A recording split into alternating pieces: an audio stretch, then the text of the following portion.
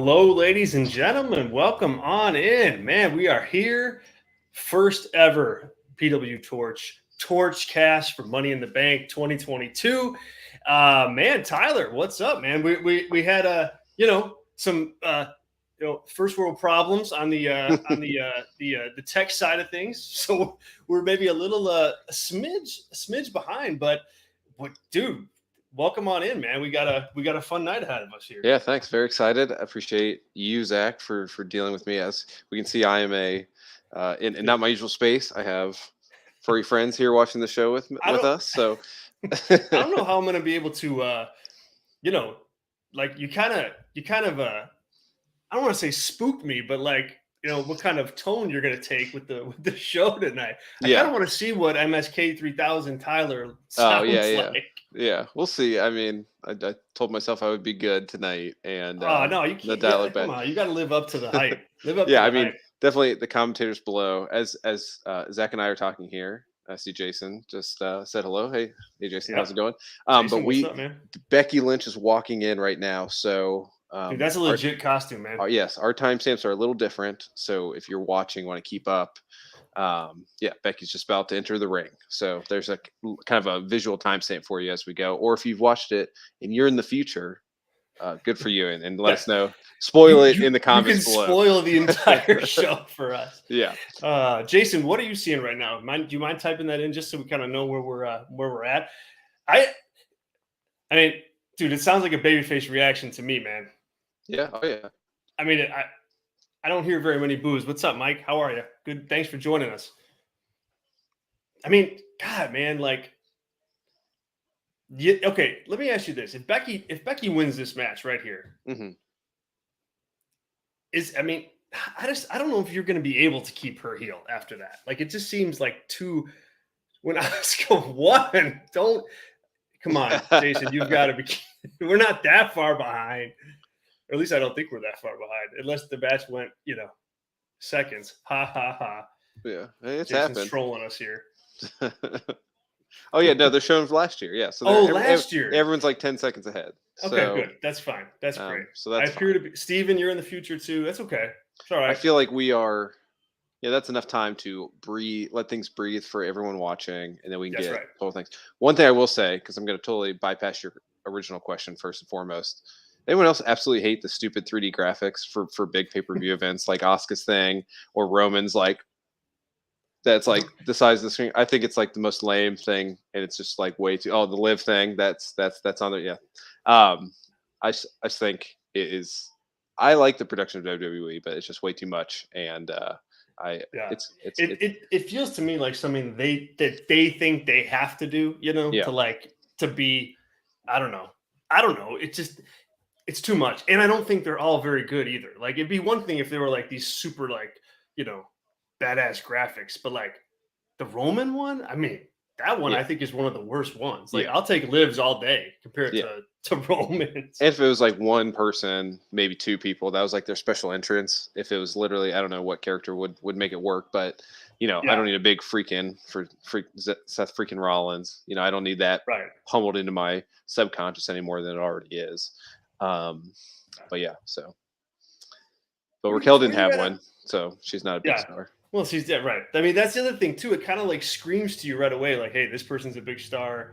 This person isn't." You know what I mean? Like, I don't know. Yeah. The Arcade Bro one is solid. I'm with you on that, Steven. That's why I said they're not all terrible, but some of them are so terrible where it's like I'd rather just ditch them all together, I think. Yeah. Steven's like, Arcade Bro all the way. My pick to click. Here she is. Lacey or bust. Lacey or bust. Jason, we're at like... Lacey's climbing a ladder. Climbing up the ladder on the outside for her entrance right now. Depends what you're watching it, because I'm watching it on my TV because my timestamp's different than Zach's. So if you put that in there, so we're doing our best with with or if the crowd wants it, we can both go live and we'll just deal with it, because I'm going to be here more for the comments than the live action. I'm going to be here more to complain about the 3D graphics than the the work rate. Well, we need you to be on time with those complaints. I mean, man. All right, now Shotzi. Shotzi's making her entrance now, just in case. Like, just walked to the stage. Shotzi's in a weird spot. It says is on. Yeah, she is. I kind of was looking at this match. Mm-hmm. I kind of think Shotzi's like going to take like the big spot, like the That's big what I was bump. going to say. Yeah, she's there for that big. Yeah. She's still, of anyone here, she's the indie. She's the one that came up through the indies. Yeah, and I think like, and I actually think she kind of needs it too. You know what I mean? Like, I think she needs like something to like give her like a jolt of momentum. Maybe it's falling through 6 tables. Who the hell knows? Who the hell knows? You got people going about this. Good, about the 3D thing. Yeah. I mean, it's unfortunate because we have the greatest professional wrestler from Columbus, Ohio, even though Macho Man Randy Savage was technically born in Columbus, Ohio. He did not grow up there. You're gonna make some enemies with that kind of talk. I'm just saying, like, if you're born somewhere and you grow up somewhere else, like, you can't claim everybody because then everybody's literally named. Right. Zach, you're born in Ohio. You don't even know it. That's just how it works. So. Yeah. I was at that show right there, just so you know. Money in the Bank 2018 in the building.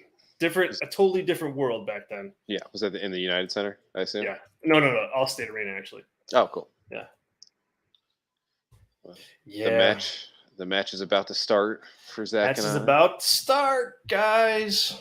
Here's the good thing, too. I mean, I appreciate more than you guys know. We have, I believe, 6 active viewers. That shows on YouTube. So surprised if not. But very much appreciate all of you. But this is also an asset for people to go back and watch later. You know, right? I would love for people in 15 years to watch the show again randomly, and then there's 2 jabronis watching it along on the Torch. So that's they're gonna say, what's wrong with these 2 guys? Yeah, yeah. And you know what? I guess on that note, thanks for everyone joining us right now, kicking us off first PWTorch Torchcast. This is it's gonna be a blast. Something we're gonna hopefully do for most WWE pay-per-view events anyway. Yeah. So yeah. Yeah, Azan, I think they did sell this place out, which is, I don't know, either a good sign or a bad sign, depending on what your perspective is, because Allegiant Stadium was the plan. So and I mean, this is a good crowd too, because this place is a nightmare to get into. This was where Double or Nothing 2019 was. Oh, really? And that was like an absolute shit show to get into. Wait, why was it such a shit show? It's just like the way it's it's off the MGM casino, so there's like one way in, and they are not ready for this size crowd, because they probably have concerts, which you even cut down the venue even more, or I guess not, depending on what the show is. But so just saying, you got a fan base there that is was in line early and not a late coming crowd, so that should be good. Yeah, that should and probably not mostly, but probably a good amount of travel people, because if you had a stadium show, you're going to have at least 20,000 people traveling. So, yeah, man. We got the seesaw coming up. This. Oh no, she's strong. She gonna deadlift this thing? Yep, she's strong. That's the. Oh my goodness, well, that is a pretty cool spot. I think Liv is too far to the right. Yeah, she's gonna throw her back out. That's bad form. I'd like to see that on weightlifting TikTok. Get buried here is my goal. Oh my gosh. Oh. So do you think that was a botch? Do you think that she was supposed to lift both Liv and Becky on that? Yeah, she definitely was. I think they just talked about it on paper, and then it actually happened. You actually had to do it, and then it kind of blew up because it was it was a good idea. Good idea. I think they're going to do the seesaw, like the teeter-totter spot, so that's better than A for effort. Better than that. Yeah. Oof. Oh man, see that those bumps always get me. Yeah. I mean, on the ladder they always get me. Sean, I'm paying very much attention. I am in tune. Are you on the post show? No, okay. Rich tonight. Yeah, okay. Yeah. Jason, it's a blast to have you here too, man. I really appreciate you joining us. All right, Tyler. So that bump on the ladder, or the spikes to the forehead. Like, what would I rather do? Yeah. I mean, I'd probably rather not that you can change your stipulation here. I'm just wondering. I don't know. Yeah, I don't know. I actually probably would rather do the skewers, and maybe that doesn't help get to the 100,000 subs, which is the plan. Well, no, that's what I mean. You can't change your. I'd probably rather do the skewers than get flat back onto a ladder, yeah. on a real ladder. If that was like a Warner ladder, not like the these kind of fake ladders. True. So. Oh yeah. We're not talking any like gimmick ladders here. No. Sean, you're giving me such a hard time, Radican. See. I don't. Not crisp there, Liv. Does she have this? Does Lacey Evans have face paint on? I don't know. I can't see her at all, really. I can't see her legs. Oh, that's I can't see her face. She's blending in with the surroundings, is what I'm trying to say. I think she does. Yeah, that was a camo joke, so hopefully someone on the YouTube got it. So. No, I got it. I'm waiting for the chat. I'm waiting for the chat. Oh, that's good. No selling my jokes already. We're like 20 minutes. No selling the joke 17 minutes in. Dude, I don't know. All right, we'll take it. Take that. Good little bump. I do like that they're all in the ring at the same time. Like when the match started, it was literally like 2 people. It's like, okay, we're doing this already, but we'll get to and that was point. Seconds into the damn thing. They were like pulling, they were doing tug of wars for ladders. So you didn't, Jason, of course she's in the match. That hopefully you didn't just figure that out now, man. I mean, she's my pick. I mean everyone, are there more than 8 women on Raw? Because I guess this is between both brands, so never mind. But I was trying to think like this would be like the entire Raw roster if it was 8 women on the card. Yeah, you're right. There's 10. Brand, I mean, there's 10 women on the card. That might be everybody that's healthy. Hey, okay. Azan brings up a good point as Alexa and Raquel do battle here. Are you? I kind of feel like Bliss is in a position where she's out there just kind of like going through the motions as a character. Like she doesn't have really any direction. She's like middle ground in it between like crazy Alexa Bliss, Funhouse style, and then the old Alexa Bliss, but not committed either way. And I think it's like she's kind of just really stagnant and flat because of that. Not that I'm advocating her to go back. I just think, she's got to pick a lane one way or the other. Yeah, for sure. I mean, it's also weird that her little 3D graphic is still the creepy doll. Yes. Just like don't have a 3D graphic if that's not really part of your character either. So yeah, I better be getting like big commission checks for that doll to keep going with it like this. Like, did they ever sell that doll? Oh yeah, they did. Okay.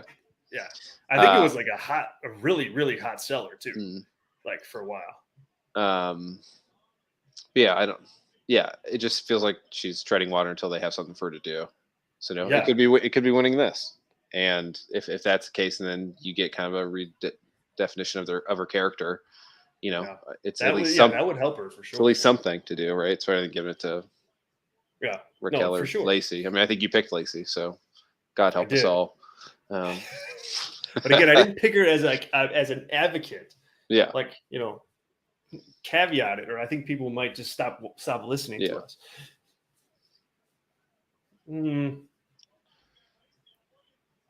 Yeah, that was so. Weird. Is Becky dressed as something that I don't know, like superhero style? Or, I don't know. We were like just starting when she walked out, so I didn't get a good look. She had like big glasses on, right? She has huge glasses on, and she's got like the, I don't know. I'm in the middle of watching all the Marvel movies, so it's like, I'm not a good person to go to for this because I have no clue. But it seems like it could be a superhero thing. Anybody listening know? Hit us up in that chat.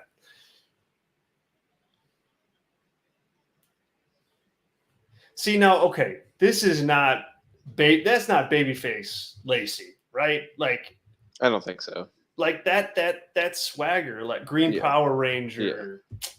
Jason, respect. Good call. Right though, Lacey. I mean, like, I don't know. Yeah, that's. I mean, and that outfit is also not like babyface. It's also like very like, unless she's going to like a 2000s party, and wearing that as a joke. So right, but like just the arrogance of her climbing like that, I'm like, that doesn't work. Yeah. Wait. And like the laughing and the Yes, we're gonna have the fastest Money in the Bank match of all time. No, we're not. That's how it would be if that's why Pat McAfee's not on this call. Pat McAfee. The crowd seems behind Liv a little bit here. Yeah. I mean, I think unfortunately, like most Money in the Bank ladder matches are set up to be like, well, we definitely don't want these 4 people, and this is like our dark horse fan favorite, and this is the other person that's acceptable. I think Liv is. Damn.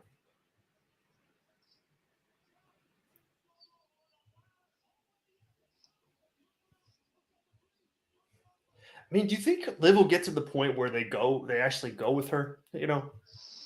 Yeah, I mean, I think if there was 1 belt, probably not would be my trajectory. But since there's 2, it kind of needs to be on everybody. If you're on the show for 2 years, let's say, as an arbitrary number, I think you're probably going to get the belt more often than not. I mean, like Natalia's already had it, but she's probably the one exception of someone who will never get it again, more likely than not.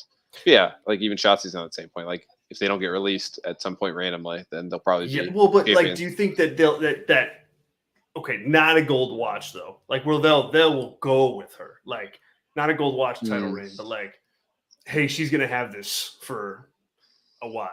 No, I mean, my gut instinct is no, and oh boy.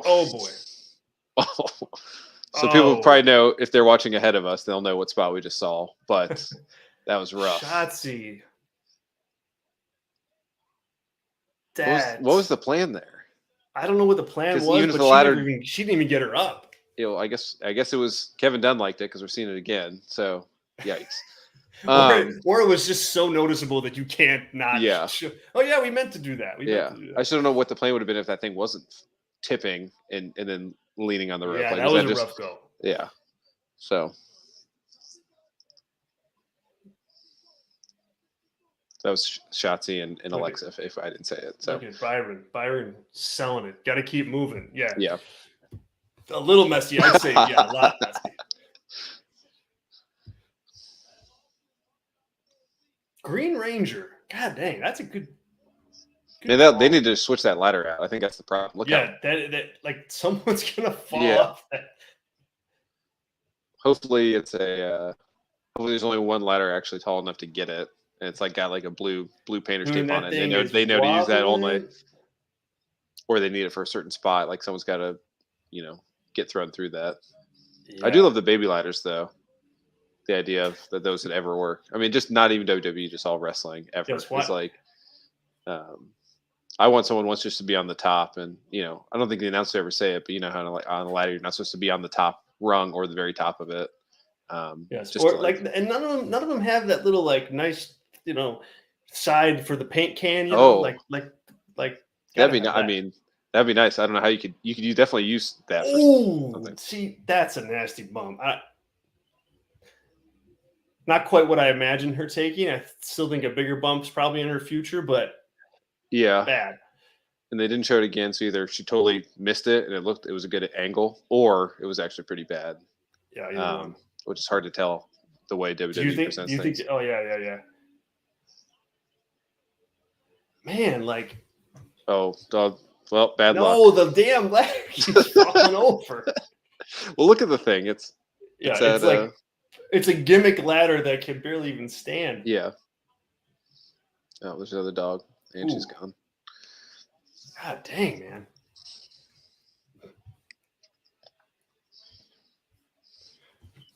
Oh no, it's the first match. Oh boy, you have to stay in the whole time.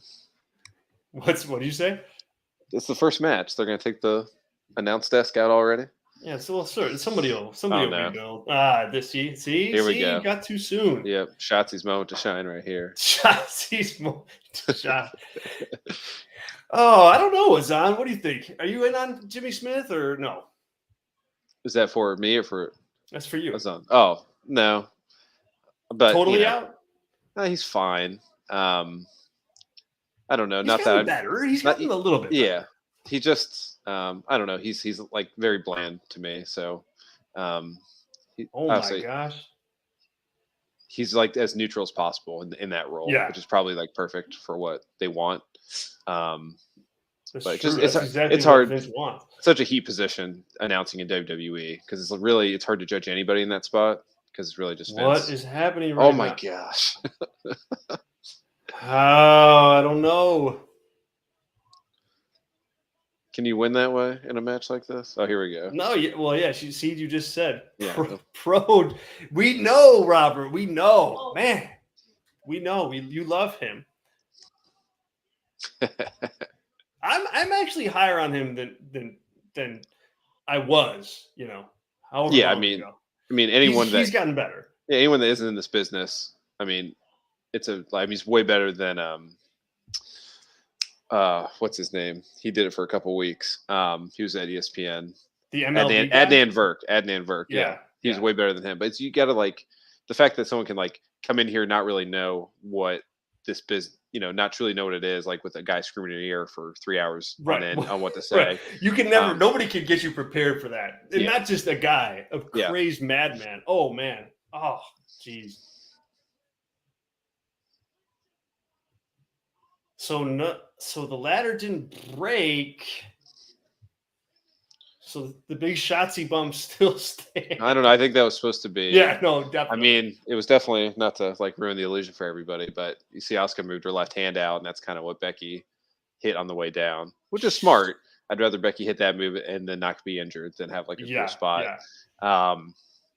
But I don't know. Crowd's loving it. Yeah. I mean, what do you say? We're about 60% through this, 70%. Yeah, maybe even more than that. Because that's the kind of the start of the third act here with the kind of the shot of the shot of the case. Yeah, got the little ladder. She's tall enough though. Come on, Raquel. That we know this is not going to work. Uh-oh, we're gonna be jousting. That's why they. So who's not in the ring right now? Corey Graves hates this match. It's become a pure battle of wills. That's his go-to when he doesn't like what's going on. That'd be my guess. Yeah. Jake, elaborate. You mean there's no announcer that can be like either one of those two guys? I mean, I'd probably hard to disagree with that, although I think Jim Ross has to be in that conversation. Here we go. Gordon Soley, if you want to get the way old school. Yeah, right. If you want to get the certain key demo there. I've said for a long time there should be a show that's billed and Vince does commentary like he did in the early 90s. Oh my God. I think that would pop huge, I think. Just for you call it What a Maneuver. WWE presents What a Maneuver. And you just lean into it. Yes. So but I would probably suggest that I don't know, maybe a month ago. It's probably not a great idea now to have him out there announcing, but yeah, he'd probably be more likely to do it. So. Oh boy. I'm trying to check the chat to see if we're 10 seconds is key. I think we're a little bit behind. Yep, that's it. Wow. All right, I didn't have that on the bingo card. Who'd I pick? Yes, do you remember? Those punches looked awful. Do you remember? You picked Lacey. I picked Lacey. Well, yeah, I picked Lacey, but it just remains to be seen. I don't know where you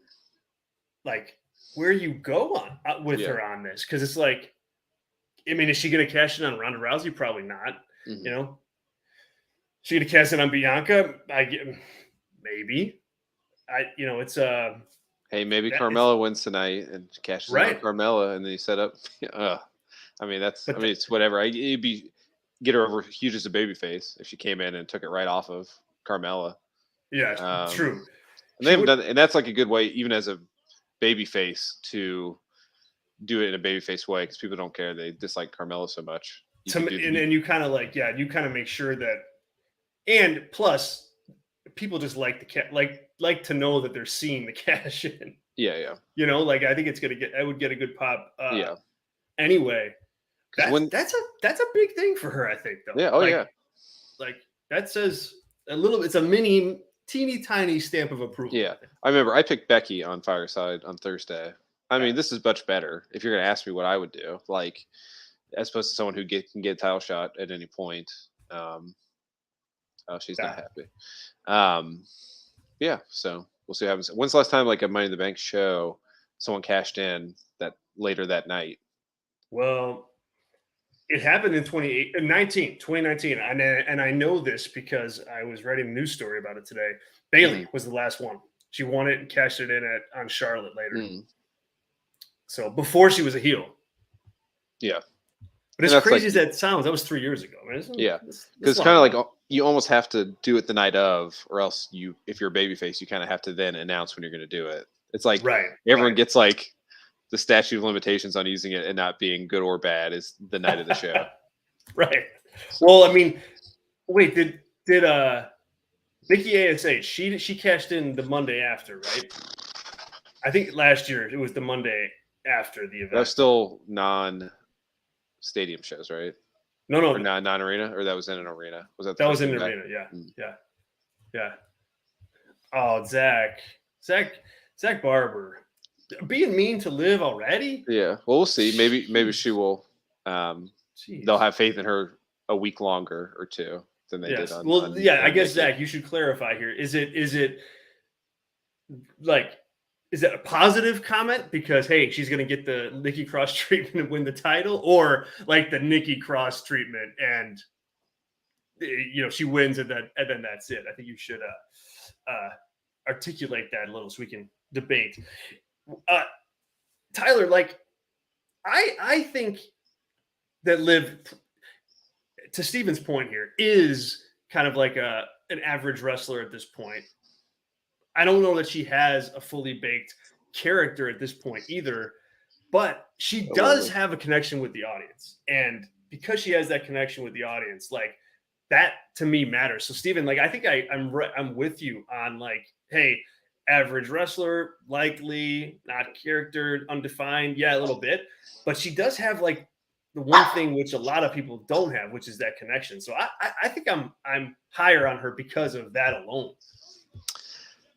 Yeah, I mean, that matters, I think. Yeah, I would say I agree with what you're saying. I think it's kind of the best option at the moment. Like, again, like I said at the top of the match here, like there's 10 women on the card tonight, besides people that are injured. Like, are there more than 10 women available? Like, so when you kind of run through people, it's a fresh thing. And, I would agree though, like average wrestler at best, not sure what the character is. I mean, I think it's hard to argue against those points as well, but it's kind of just where, to make new-ish stars, you have to take a chance on people. And this is her.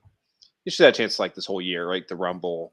I think some people thought she was going to get it there, which wouldn't have been a great story going into WrestleMania. But, so this is kind of her time to shine or not shine. So, yeah. I mean, it is kind of like put up or shut up time, you know? I just, I think sometimes you got to just go with, you got to just go. And like, that was kind of my thing picking Lacey was like, hey, obviously there's lots wrong with her act and her wrestling. Like she's not the perfect character, but she's being positioned as someone important. So you just kind of got to go with it. And I think Liv is almost like the babyface version of that argument. You know what I mean? Like, same kind of thing. Also, while I took my one ear out so I can hear the TV better, but I'm not sure if you heard the song. I don't know if it's been playing, and I just haven't noticed it. But the song for SummerSlam. I didn't hear it. Did not get over big in my household here. What is it? So, I don't know. It's probably was like a country song.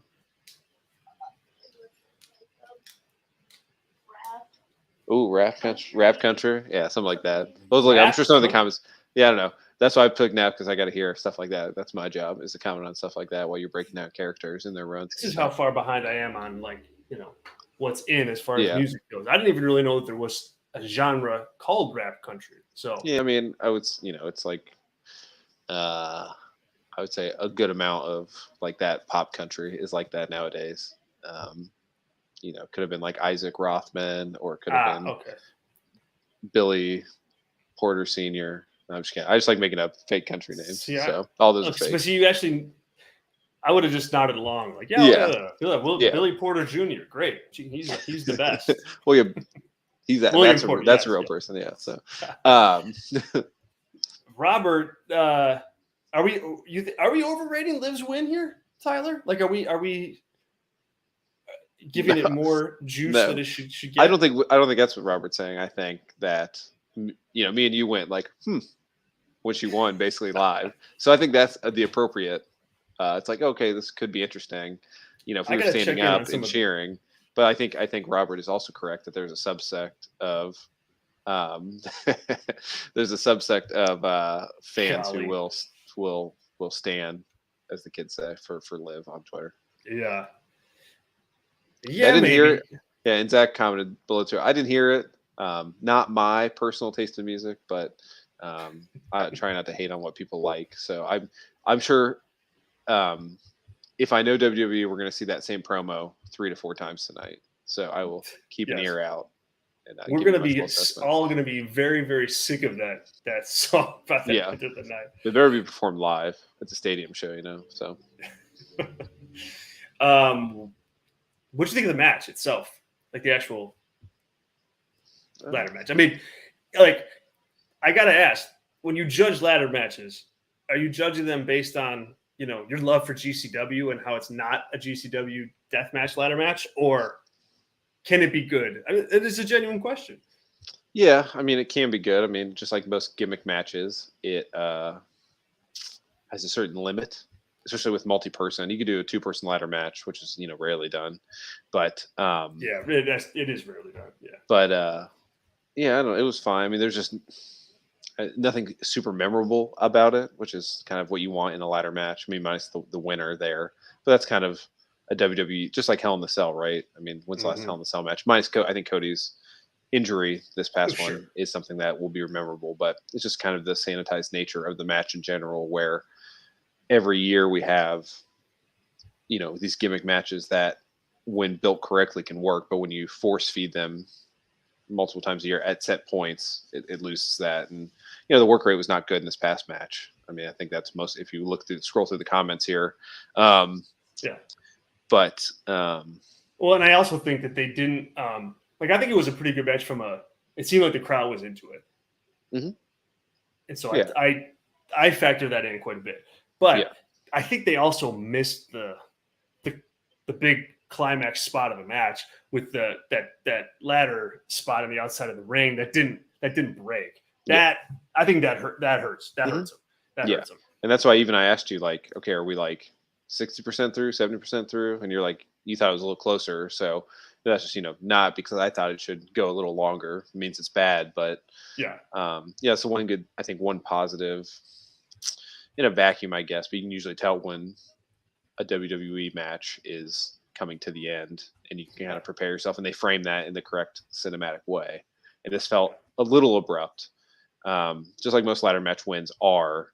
But I don't know. I just thought, especially like multi-person ladder matches. Like, I think, you can build like that kind of traditional pro wrestling match drama in a one-on-one ladder match, but in a multi-person, I think it's kind of hard to do that, especially when the audience has multiple people to like that they maybe wanted to cheer on. You know what I mean? Yeah, and I would say too, like with 6 people, you want to have all of them feel consequential, right? And I would say Raquel kind of messed up her spot with the deadlift. Shotzi like hit her head and was bleeding, it looked like, or her makeup was ran. I don't know. Yeah. So, and then Lacey just kind of, you're like, oh, is she a heel? Was kind of her role in the match. And then, you had Asuka and Becky doing good work, I thought. And then who am I missing out of that? You're missing Becky. I said Becky and Asuka worked. I said they, but that's only 5. Who are you missing? Liv? So what's that? Did you say Liv? Liv, she won. So there you go. I forgot she was in the match. So I don't know. It was just like, it felt she had the win at the end, but it kind of felt like, especially Shotzi and Raquel, they were in there to do spots and keep it interesting. And I don't know if they held their end of the bargain out, which hurts. All right. Well, if you were to star rate the women's ladder match, what do you star rating it? Radican is high on it. 5 stars from him, clearly. I mean, Sean's probably watching now. I love Sean, but I'd say he has a more average high star rating than I do on things. So keep that in mind. But I don't know, like a 2.25. All right, I was at 2.3, 2.75. That's what I literally typed in my there you go report here. You're doing a report while we're doing this? Well, just some notes so that I don't forget anything. Not that I couldn't watch this thing back. Yeah. All right, let's see. I liked Theory's 3D thing. If I want to keep that on the thing, you're just gonna keep. You just can't let it go. Yeah. Because there should be like a statue of Bobby, right? That's like the gimmick there, is that he looks like. No, but he gets the big pyro though. Yeah. Oh, here we go. Yeah. I think that's on the screen, right? He usually gets that. Oh no. So you don't count. It kind of fades in. Yeah, it's okay. So no, you're out on that one too. That's fine. I like I always like the fog, the yellow fog underneath. Feels like he's cool. He's on Olympus, and he's coming down to fight the Titans or something. That guy. I mean, Bobby's Lashley. He's not a young guy. He's like what? He's like 44? 40. Yeah, I think he's at 44, 45. Yeah. I mean, crazy, man. Yeah. Ed, thank you. Appreciate it. Glad you're listening. Glad you're here with us. It's going to be a fun rest of the night, too. I do. PWTorch.com/GoVIP to check those out. Where are you at on Theory? We never talk about Theory on the Fireside Chat. Like, where's everybody at on Theory? Like, let us know in the comments. He gets a thumbs up from me right now. And it's not because I think he's like an exceptional in-ring talent, but I think there's a swagger there that I think you can manipulate and grow that I think a lot of like talent doesn't have. Like when I watch him, I'm kind of like, I just get the sense that he wants to take over. Like he wants it. And like I just don't know that you get that from everybody, that kind of like intangible. So I'm excited to see where he goes throughout his career. Yeah. I'm pretty close to that. I remember when the network back when it was the network didn't always stream Progress shows, but there was that one Progress show where he won the Progress title. Yeah. It was like, did he do that as a heel or was it? I can't remember because I wasn't following at the time. I mean, I think he got over in the crowd. I think that was at the ECW arena too, if I remember. I could be wrong about that. I think it was. Sean will be able to tell us that. I'm pretty sure. But that was the first time I'd seen him perform, and I was very impressed by him. And he's like 22 at the time or something. It's like 2019, 2018 maybe when they were doing that. But yeah, and then I think he's like not what I look for all the way in a professional wrestler, but I think he's perfect for current WWE system. He's one of the first guys to come up from the indies and like get it, and like definitely he knows how to work the system. And like you said, he wants to be the best, and he'll do whatever it takes. And at this point he hasn't gotten that dumb. I mean, his stuff is kind of dumb and comedy gimmicky, but it's not his whole character. He's not chasing the 24/7 title around. I don't think he will. So no, not that he's Miz. I think he's a way better worker than Miz is, but he can be in a role like that where, he might be champion a few times and be in big matches for 15 years. I could definitely see that for him. Yeah, I'm with Robert very much on this too, in that I don't like, I think Vince McMahon sees him and kind of has like a Sean comment, like, hey, same as John Cena. And maybe, I mean, and I think that's what the company would want. Like if they could map out their next 10 years, like I think Theory would be in a conversation for somebody that's like a top babyface in the company. I don't know that he has that in him though, because he just, to me, exudes like a just natural heel charisma. Like I don't want to say Randy Orton level, but like comparatively, like whereas Orton worked so much better as a heel than as a babyface. I just get the same type of feel as with Theory too. Yeah, and as the comments mentioned here, I was wrong. Is Evolve, not Progress, but those are the two kind of indie promotions. Evolve, WWE kind of I think is Evolve even around anymore? I don't know. I don't want to get any more in the weeds on this indie stuff if I obviously don't know. So, you're gonna be knee deep in Wikipedia any minute. Yeah, but and also too, like watching this, and not that I didn't think it was an issue, but Theory, I wouldn't classify him as a huge guy in my mind, but he doesn't look. It doesn't look like a joke with him out there with Lashley, which is good. No, he doesn't. So it doesn't look like Danhausen out there, which I love Danhausen, but that was. Oh my god. What is with the water tonight over there in Vegas? I don't know. That's a hell of a spot too. Yeah, the head slam into the sound ring effect post is just thumbs up. I think that's why they've kept that stuff so long too. I don't like this, obviously, as I say this, but when they, someone takes a bump on the LED entrance ramp or the LED ring post, and they do the little, yes, because it's so hard that it somehow affects every pixel in that thing. Yes, it's a nice. Again, it's like a nice touch, but there's like nice touches everywhere that it gets too cute. Yeah, way too cute. So if you do it like every once in a while, that's like fine, I guess. But I'd rather someone have like magical powers and do that, and have you think like, oh, do they have magical powers? But then they don't really say it one way or the other. But so it's tomato, because I can see some people being like, "Shut up, Tyler, that's horrible." So yeah, showbiz. Yeah, baby. That's a good point too. I mean, I don't know. You can't really talk about Theory without talking about some of those allegations that are not good. They're awful. Mm-hmm. So yeah, Zach, good call bringing that up. Yeah, that was kind of my nice way when I said he was perfect for WWE. Is that he's a guy too that, like, if he got let go, I don't know if there would be much for him out there in the business. So I think he's aware of that also. You don't want to be fired from the Jungle Cruise. Not saying that's where he'd be working, but jeez, oh my god. Yeah, I don't know that a push either way, is going to be impacted by those allegations at this point. That's not a. I'm not saying that's a positive, but it just doesn't seem like WWE is going to make it a point to do anything about those. Yeah. And then what's the other one? Who am I missing with AEW hired? Sean. Well, there's Darby Allin. I think that's yeah. I should know if there was like a new person that got hired that had a. No, I think cast. Sean, I think you're talking about Darby Allin. I think. If I know you, Mr. Radican, that's Jay Lethal. Oh yeah. Yep. Yeah.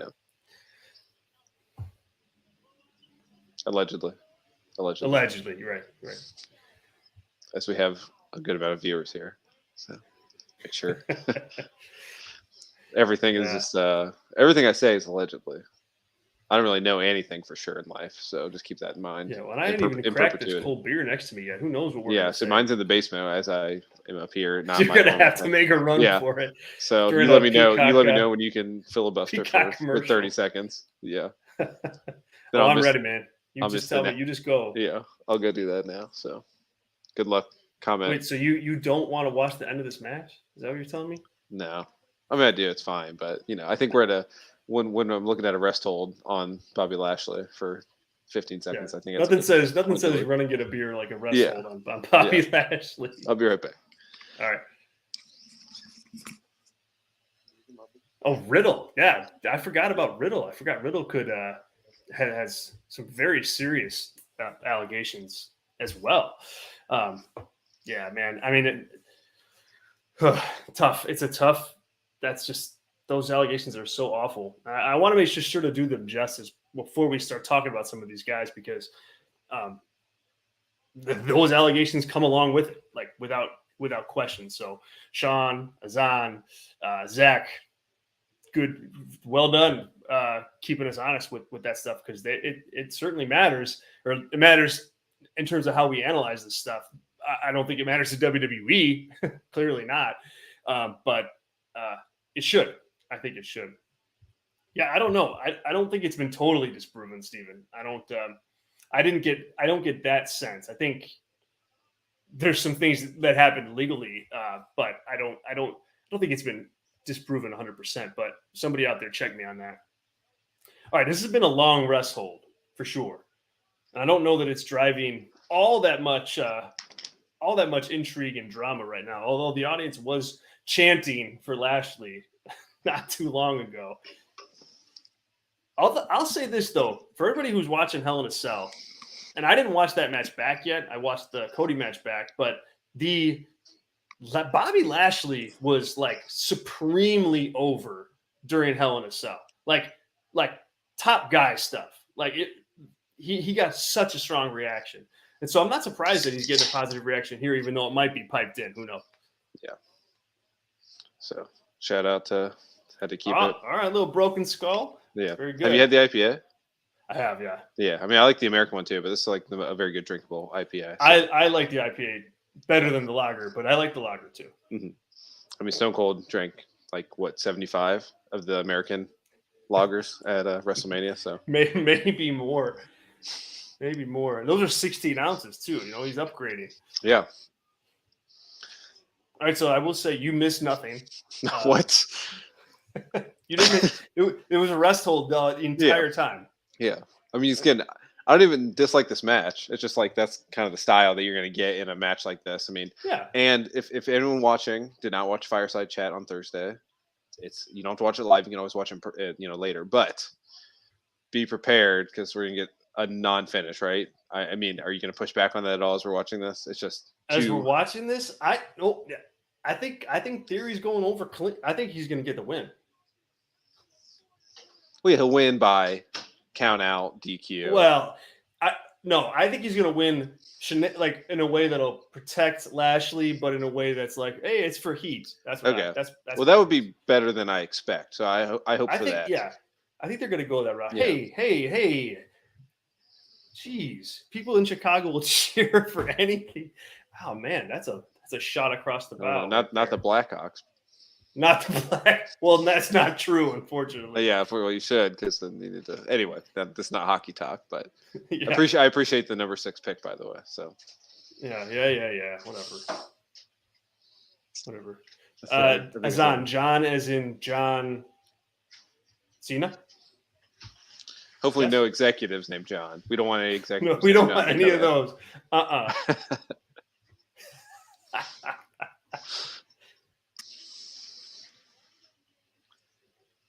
Oh man, that's a kick to the damn head right there. Mm-hmm. Oh, there's that face. There's definitely like. Can you? I mean, I don't know. Probably the era, but like if you transplanted this gentleman and put him in like 1994, he would definitely be like a pirate, right? Would be his gimmick. Yes, most likely. And like, what would his 90s WWF pirate name be? Oh my gosh. Austin Arg.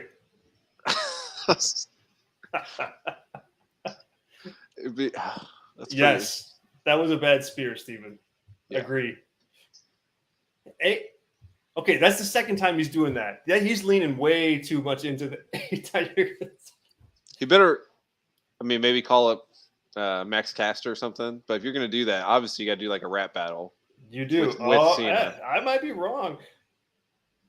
Now, this is where all right, well. Wow. Both of us. Yeah. WWE is saying, hey, F you guys. Yeah.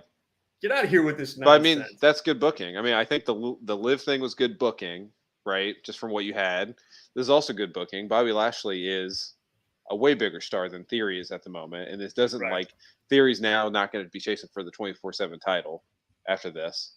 Him and Riddle. He will be? No. I'm saying he's not going to be doing that by losing here. But like him and Riddle could have a program, after Money in the Bank, or he could whatever. He could work John Cena too. Yeah, I mean, obviously, yes, that's the way to go. And for the U.S. title, you don't want that to be latched onto Cena if he's going to win that match. So there's lots to do here. So that makes sense, really. And, Lashley's the bigger star. He should win clean and pretty decisively. I mean, each match on the show is going to be in a half-hour block. So I didn't time it out. But what was that, like a 13-minute match or something? About, yeah. So, it's like a good TV match and, on pay-per-view, but on a PLE. Yeah, PLE. And but that's the way it should go. So yeah, kudos to WWE on the finish there. So yeah, and I think too, like, I think you're right. This is good booking. I think for one thing, as I mentioned, I think it opens up theory to have like a little bit more of a legitimate match against John Cena. That's not for the United States title. Yeah. And he can lose without Cena having to be the United States champion, right? Mm-hmm. But also, man, like Raw needs like babyface star power on the men's side. Like it just does. And so, I know, Sean, that Chicago fans will cheer anything, but he is one of the whatever. I don't know. Is there somebody more over than him as babyface on Raw? Even when Cody first came to Raw, that was like a news article that was on the whiteboard. It was Lashley 1, Cody 2 on the babyface ranking. So that hasn't changed. It probably would have with the Cody finishing with Seth and him probably winning the Money in the Bank match. But yeah, I mean, like with Roman, being the only champion. I mean, Bobby's essentially the champion of Raw, which if they use the U.S. title like that, I think that's super interesting. It's smart, be sustainable for a period of time. Yeah. So. Yeah, I think you're right. Oh, here we go. This will be a live promo.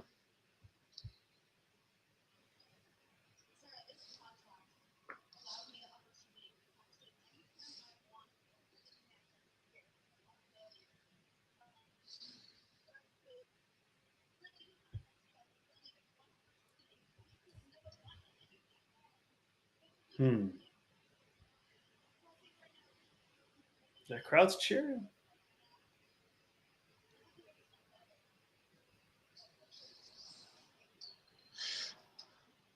Okay. What do you think? It's fine. It's a babyface promo. Yeah. It leaves it being so explicit to saying like, hey, maybe WrestleMania sounds good to me, but I'm just going to celebrate tonight.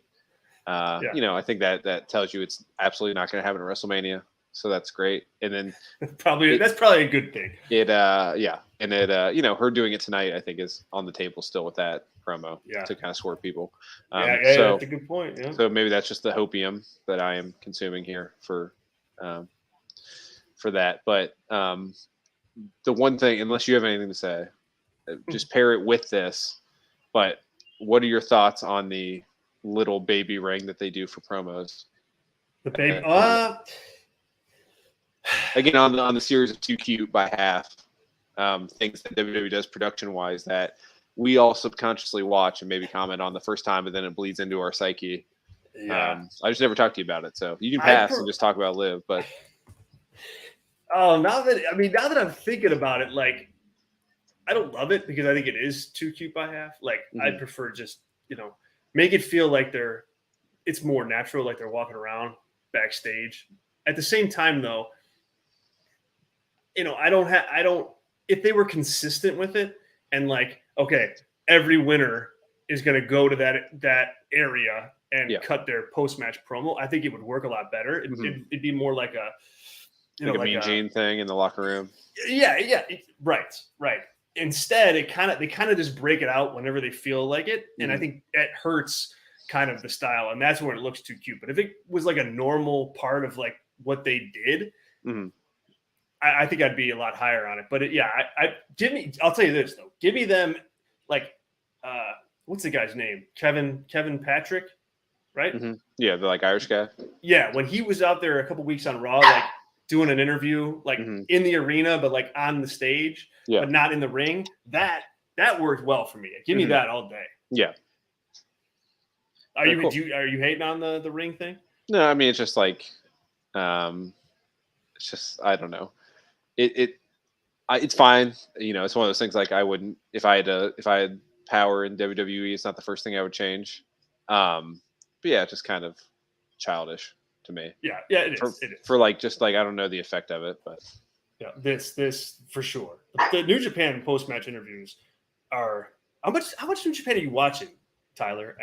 I mean, right now, typically I watch all the G1, most of the New Japan Cup, and then I watch Dominion and the Wrestle Kingdom stuff. Okay. And then like if there's like a dominant champion, I will do that. But I consume a lot of the post match stuff on Twitter and things like that because that's like that's the most sports feel thing. It's amazing. I mean, AEW does it after their pay-per-views. But like, it's amazing it doesn't happen more often because it works. It's so effective and it sets up matches in the future. And, it's so good. Like I think I'm with you on that, Steven. It's really, it's just so well done. And I don't think, I mean, they're never scripted, but you also get them like coming right out of the ring. So there's a special adrenaline there that I think is hard to capture. Like you can't, you're not just you can't manufacture that sometimes. Like some of the Jay White promos, the one that he did in that environment after he lost to Okada at Wrestle Kingdom was phenomenal. Like he was just like melting down and like laying on the floor. Like it was great stuff. Yeah, Zack Sabre Jr.'s too, Stephen. Yeah.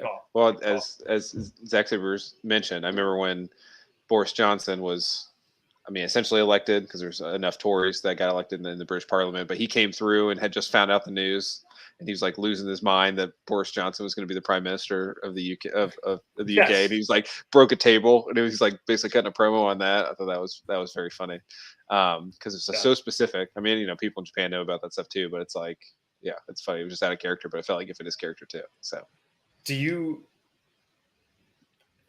yeah.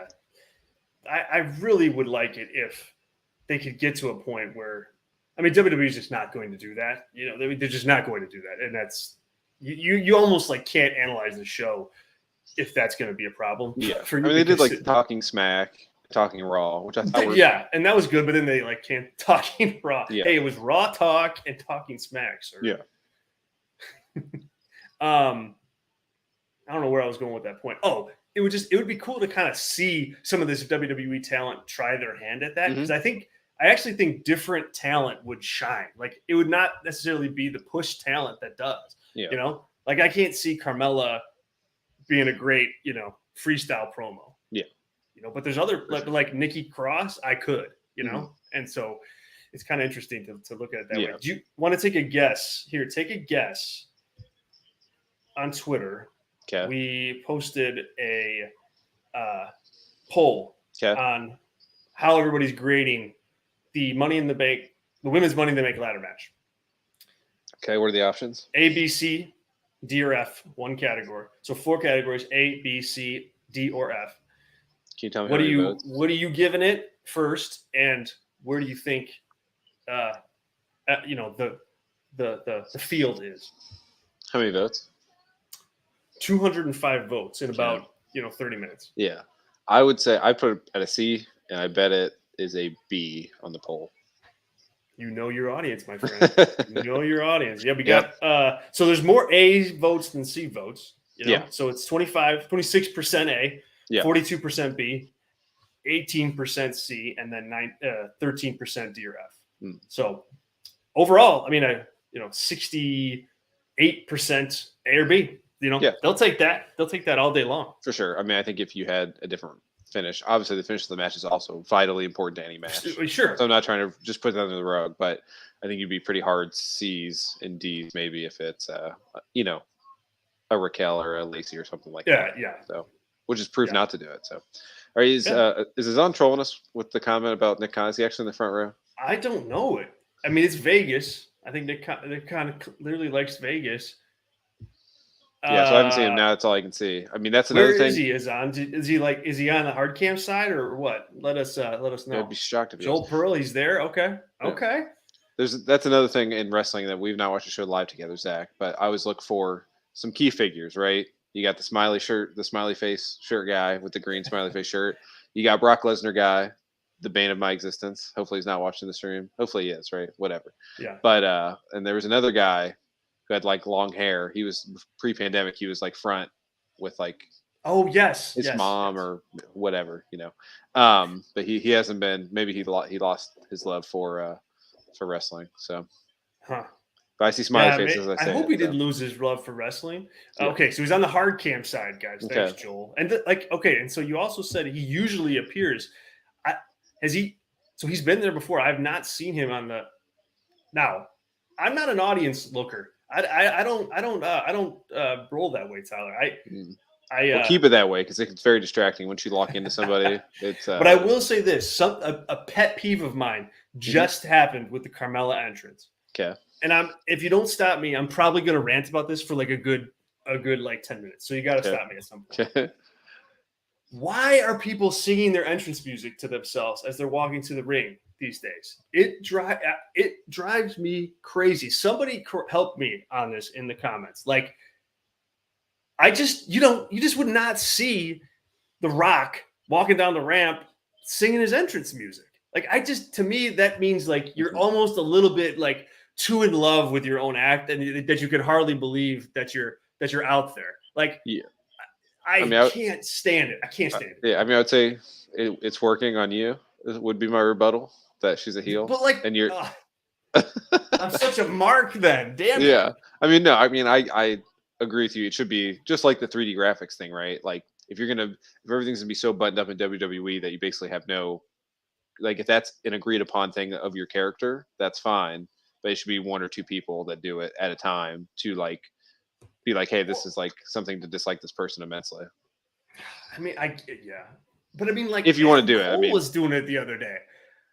Yeah, I mean, yeah, I think there's, I mean, hopefully when he comes back, I don't know if any news has dropped today. I haven't checked about his, if he's, I would assume he's getting surgery. That's different. This is the truth thing, I think. But hopefully Cole gets a little bit of a presentation refresh when he comes back. I think he could use it. He could. He definitely. To feel like a bigger deal, because I think he was really trending toward like Orange Cassidy level, honestly. So yeah, man. Yep. It's not bad. I mean, Orange Cassidy did good rights. It's a WWE show though, so we don't need to talk about men from AWL. The women's championship is on, so that's my fault for bringing that up. So. I'm gonna be on the hunt for Nick Khan. Let me know if you see him. Nick Khan right now. Championship match. Be damned. Yeah. Oh my gosh! For those that have seen him, is he enjoying the show? From what you can tell, yes. What would Nick Khan rate the women's Money in the Bank match? Or is he? Or is he like out there taking notes, like the principal in the back of the room, like for a teacher? He's like, hold on, I pay her how much? Not anymore. Scratch. Yeah. Oh. What about the belt graphic, Tyler? That's fine. That's fine. Okay. Yeah. I mean, like even UFC does that, and I think that's a little over the top when they do it. But at least they have like the fake orchestral music that plays over top of it. So. Yes, Steven, that might be the comment of the day, because 1,000%, we don't want surprises here. Good surprises in the first two, good booking. If we get a surprise here, Tyler, I would classify that as bad booking. Yeah, I mean, you're saying like, what if like Carmella does like 1,000 heel things and doesn't get caught, and then Bianca barely wins, and then Liv comes out and cashes in? Is that a surprise we don't want to see? I mean, I probably don't want to see Liv win that way against Bianca. That would seem odd for her character. You probably have to turn her immediately. I don't think Bianca should be losing this match. Really, no, under any definitely not circumstances. Yeah. The cash in is interesting, but but no, I don't think so though. Like, I mean, you got Liv like kind of rocking as a babyface, and so is Bianca. So I don't know that I'd mess with that. I think this is clean. In the match later, like Ronda and Natalya, as we talked about on Thursday, like that. Yes. If Ronda wins a lame match there, and then Liv comes out and pins her with the Money in the Bank, I mean, she's your number 2 babyface in the company. Yeah, that's better booking. If you're gonna do the running, do the running cash. Man, Bianca is so darn athletic, man. She is just so smooth in there. Mm-hmm. Man. I saw Eddie Kingston in the crowd there when that shot. It wasn't him. It was the guy that looked like Eddie Kingston. So. Eddie Kingston lookalike. Yeah. He just had like a chain on, like a big chain, and like a tank top and a hat. Just looked like a 40-year-old guy. Maybe it was Eddie Kingston. Yeah, maybe. That's pretty much par for the course. He was liking this match more than I think Eddie would like it, but yes. Some of Eddie Kingston's taste in wrestling is right up my alley with some of the old Japan stuff that he loves. I mean, you could just, he's like a Rolodex of crazy good at Japanese matches. Yeah, the guy had an NWO shirt on too. So yeah, it's did he really? Yeah, So thank you, Jason, for that. You saw what I saw, Anyway. but yeah, I mean, just pure chaotic energy, Eddie Kingston. I mean, knowing Eddie, who knows? He might do some shit like that. That would. He might show up and just maybe he's just the biggest Carmella fan in the whole world. Yeah, maybe. I mean, that'd be a way to endear him to the fans even more. I would say he could do everything MJF has done, and probably go over as a face for it. So. Anyway, sorry, we're talking AW again. That's me. Hey, it's okay. But yeah, so we got there we go. Okay, I was like, are we gonna get the reverse setup here? Because we've had, now we're par for the course. We're back. We're back. Yeah, it's the first commercial break is about to start. Is where we are in the first form of the match. Yeah, when the heel takes over. If Bianca rolls the outside, that's the commercial break spot. That's why I left when I got the beer, right? Because Theory was in the headlock. We were in commercial break mode right there. See, they format the same way. I'm gonna have to. You're making me thirsty with all this beer talk. Yeah, and it is Saturday night. It's not even Sunday night. It is. Yeah. So, not that on it really matters for me anyway, but yeah. Okay, Zach is coming in hot, adamant. That's hard to argue with that, though, Zach. I that's the problem with these Money in the Banks. Like, they can throw some of that off. Yeah, I mean, but like, is that Becky Ronda match gonna be a WrestleMania? Like, that's a long time. You could have Liv do that and try and get her over as a huge baby face, and then it doesn't count, right? Because it's like Natalya, I guess, just beat the crap out of her, and then Liv comes in and then she can, like, I don't know. Then your baby face, you can't really dodge Ronda. How do you book that? Right. I don't know. No, maybe you make it a triple threat because Natalya says, like, I was in that match too, basically, and then you make it a triple threat, and then you protect, Liv pins Natalya. If anyone likes this, I can write for WWE. So just connect with me on Twitter. There's always job openings for that that slot. Yeah, I'd move. And then I'd get fired in 2 weeks because that's the way of the writer's life. And not just for me personally, but that's just how it works to be a writer in WWE. So, yeah.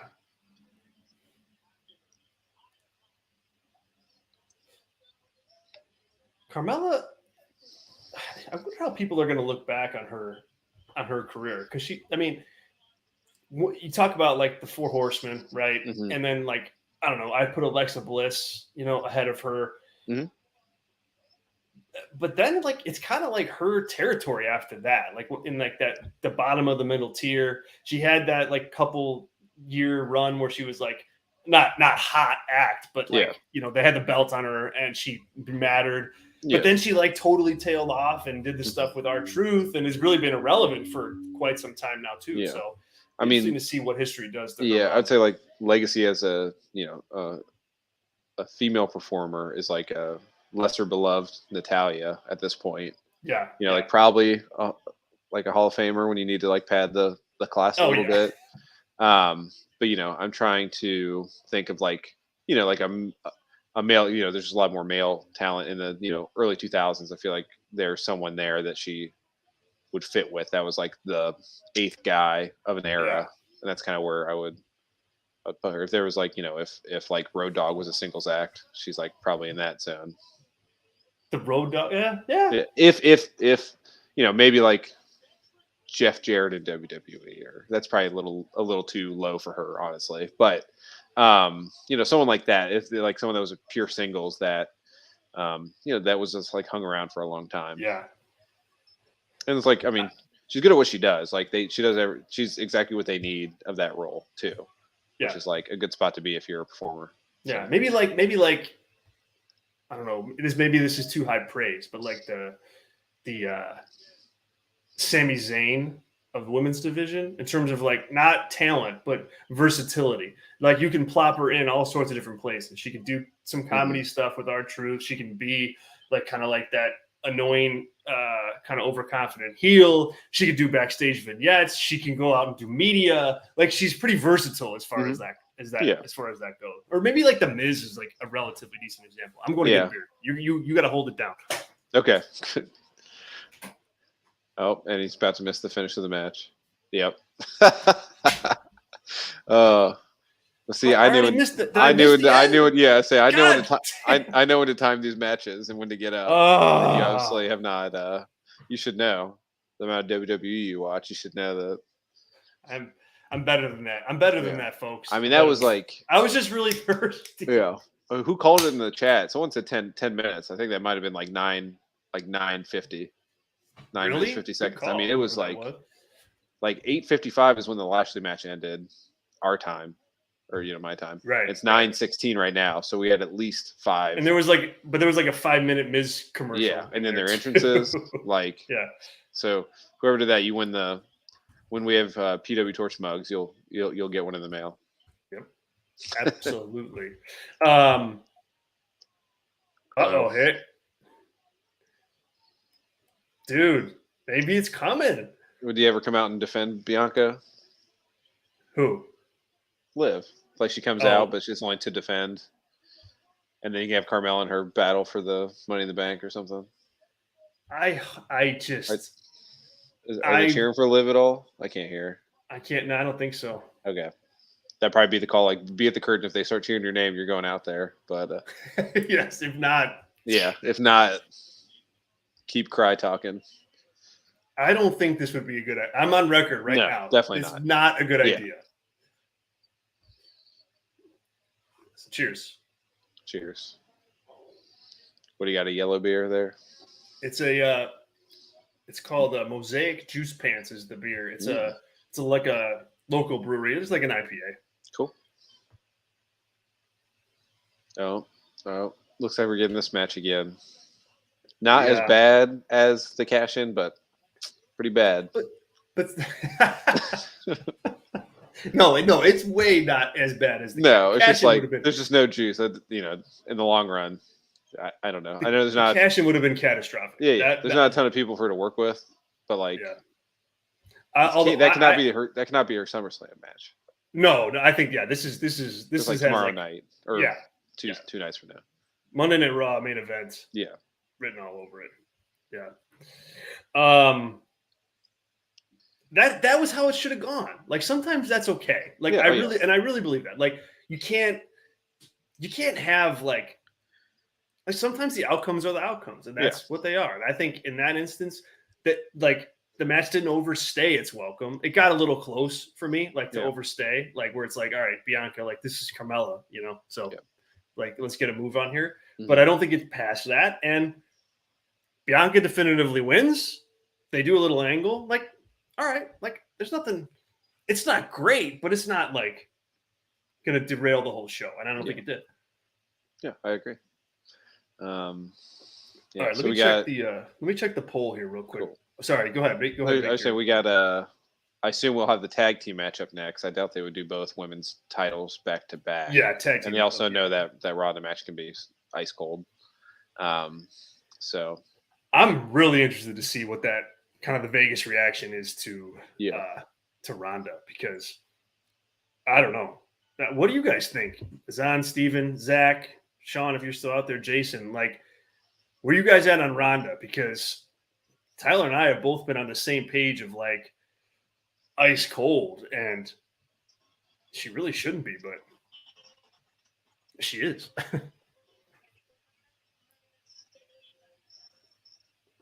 Oh, here we go. Are you getting getting a SummerSlam commercial? Yeah, song's pretty bad, I would say. So I don't know what it is. Wait, was this isn't the country rap, is it? No, it's like it sounds like an MGK knockoff, like with like like a twangy underbeat. Which is even worse. So tickets available. I'll be in Nashville. I will be there. Oh, will you? Cool. Yes. You're going for Ric Flair's last match, I assume. Well, yeah. Well, why wouldn't you be? Why wouldn't you be? Yeah. Oh my God, that one. No, I'm out of. I know you'd be about the last person I would think going to that. So not going to that match. Although there are some really good matches on that card that are not that match. Mm-hmm. They're doing Jacob Fatu against Josh Alexander. That's a pretty badass match. Fatu is like, I mean, I know he's like still pretty like MLW is pretty good at locking guys up, but that guy is incredible. So going to make some money in his career. Yeah. Somebody asked this question in the chat, and we didn't really get to it, but this news, Logan Paul, we talked about it. I think it kind of hit. Did it hit no, it hit Friday, right? So we didn't get a chance to talk about it on the chat. Yeah. Take the floor. Where are you at on Logan Paul? Yeah, I'm like kind of like pretty neutral on it. Like, I understand why they did it. Just like he's a celebrity, it's just weird for WWE to like sign a celebrity act to a multi-show thing and being so explicit about it. So, I understand it's the you want to get a younger demo to watch the show, and they think he achieves that. And I think he's like, his match was pretty good at WrestleMania. So I'm not even like against it. I don't know. I still don't know what to. I don't know. Is he a celebrity, or is he, a regular or a regular character? And I don't know. I don't think it's like catastrophic. I also don't think it's like a huge needle mover either. So I guess that's my initial take. I think it's. I don't know how. It'd be really interesting, and maybe we can try to dig into this. But it'd be interesting to see like what metric they use to judge like the success of that type of appearance, Logan Paul, because it's not cheap to bring him in, I'm sure. Yeah, definitely not. I mean, he's going to work, SummerSlam, Rumble, Mania, through this year and through next year. He's going to work those big matches. Right. The thing it's telling is like if he's going to have a singles match on like the September pay-per-view, and it's like, okay, they're really relying on him to get numbers across the board. And oh my God, is this actually happening right now? Yep. This is happening on my TV. Mm-hmm. This isn't like a fever dream of some an ad guy. with Lily, and what you get as a gift though. Oh my gosh! See this. Oh my God, guys, we're sorry, but thanks for bearing with us on this. We didn't write it, I swear. Yeah. Heel reaction for a WWE credit card. Yep. Yeah. As it should be. You don't need that, I would say. It's not financial advice, but you don't need that. You don't need that. This is a great comment, so I'm just to make sure. Joel Pearl. Ric Flair's last match will be an excellent show hindered by Ric Flair's last match. Yeah. Correct. Yeah. Correct. All right, while the Usos make their entrance, let's read some of these Ronda things. All right, here we go. Yeah, she only has the belt because of her name. She doesn't have my interest. Yeah, it's hard to argue with that. Zach Barber, she's a terrible, horrible, no good, very bad babyface. Yeah. Azan, Ronda's going to get a face reaction because of her history in Vegas. Maybe. That's why I'm interested in seeing it. I mean, she does have legitimate history there. Yeah. Steven, I think her matches are decent, but I don't think she's very good at the other half. Yeah. That, like, honestly, like, that's where I'm at with it.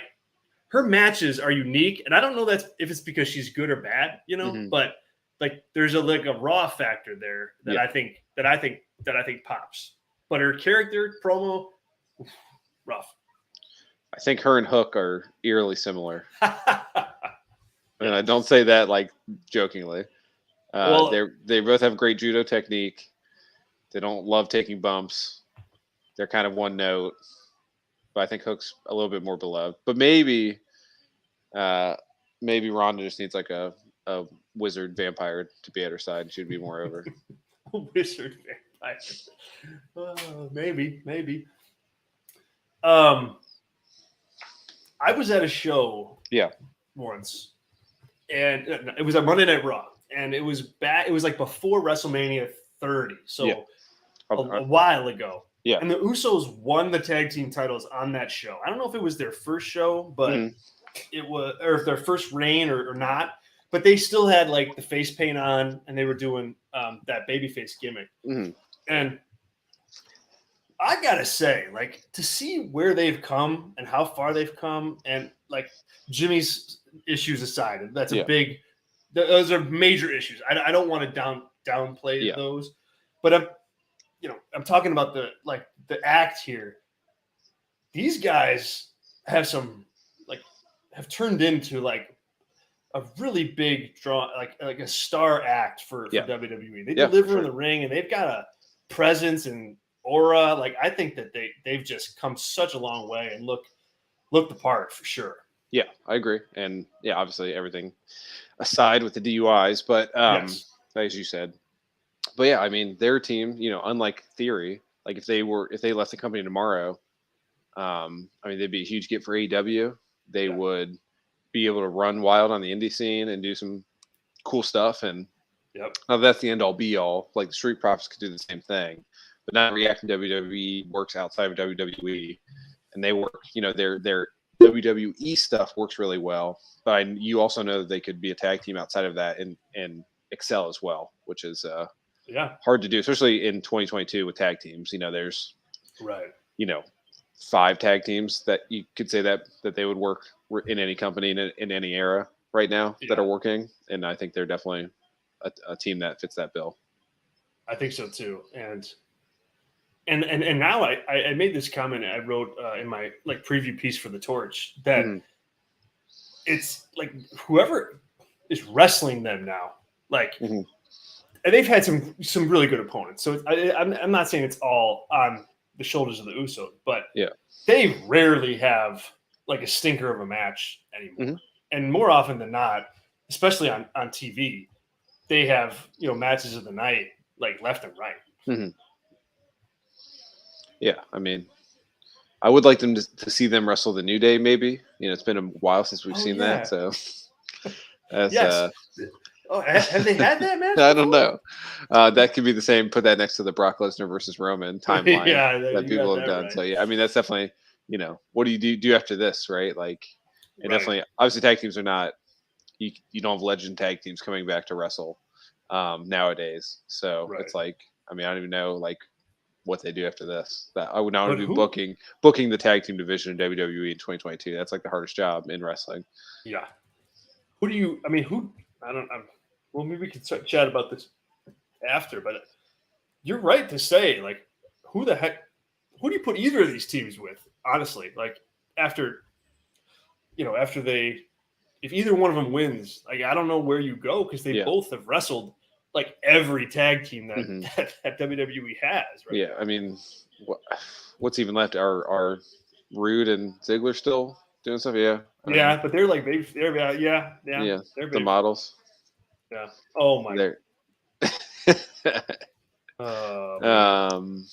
Trying to think of anyone else. You could throw. I don't know. That's like the spot where, not that you want to like just put people that aren't doing anything together, but if you could put Ciampa with somebody, if Gargano's not going to be going to AEW anytime soon, could you get like a year contract to give him to come back and do a year run with Ciampa on the main roster? I think that would help tremendously, just to like give you content on Mondays, especially. You would to fill time with them and give them stories to tell, and then you just have like, you don't need like 15 tag teams, but you definitely need like, especially if there's one belt, but you need like, like 6 to keep that, to tell that many stories throughout a year. So. Yeah. See, like this, that's a match right there. Yeah, for sure. That you definitely would want to see that. Yeah. Good call, Steven. That just depends. That's more on Gargano, and I think him going to AEW, I think he knows it too. Is like right now, it's like, I mean, not everyone's injured, but like people are going to come back eventually, and then where are you on the totem pole? Are you going to be the all Danic champion, right? Do you really want to go there for that? You also want to make money, right? I mean, he was in NXT. It's not like he got life-changing money that he never has to work again, right? We are aware of the pay scale there. So if he's like not sure about WWE, but you could like change it up and just give that one guy like have his contract end when Ciampa's expires, whenever that is. Just like get creative if you want some good stories, but they won't do that. So and Gargano to me seems like he's. I mean, both DIY could have a great match with both these teams, Street Profits and Usos, and Gargano long term. I totally could see him as like for 20 years as a coach in NXT. You know, like that's easy to see that. Oh, Montez Ford doing the DX chop. Yep, doing the second.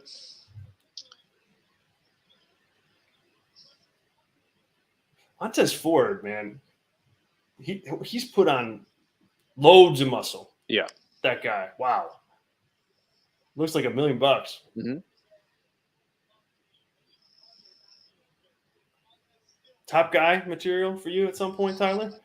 WWE speaking. I would say yes. I'm bad with how old is he? I guess it doesn't really matter. Good point. I don't know. But I'll look it up while we're talking here. I mean, I guess that doesn't really matter, but Well, I mean, it kind of matters. I would say for sure for me if I was running a company, but I just don't. I try and put in he's 32, so there you go. I mean, that's Chicago. not. I don't think that's too young. No, or too old. Sorry. Yeah, I agree, 100%. I mean, that's young in wrestling. But yeah, I'm trying to skew it on my not to get my hopes up, but yeah I mean, I think they probably would have broken up if they were planning on that in the near future. You kind of want to reverse Riddle him, right? Like Riddle got over being in a tag team, and you kind of need to, not that you want to do with everybody, but they're a team that would make sense to break up, whether that be, I don't know. I guess he would probably get turned on to be the face is how I would book it, but we're getting way deep on the fantasy booking on that. But yeah. I think, top guy is another DX chop. Yeah. Sorry, go ahead. Yeah, top guy's a hard thing to describe in WWE. Is he Roman Reigns? No. But could he be a lower tier Seth Rollins? I think so. Yeah. Well, I mean, he's certainly, I think he looks like the part now more than just with the size that he's put on. I mean, it doesn't matter in all companies, but in WWE it does. And he can work a crowd, as we've seen just a lot. Yes, he can. Yep. So, and he can have a good match too. So.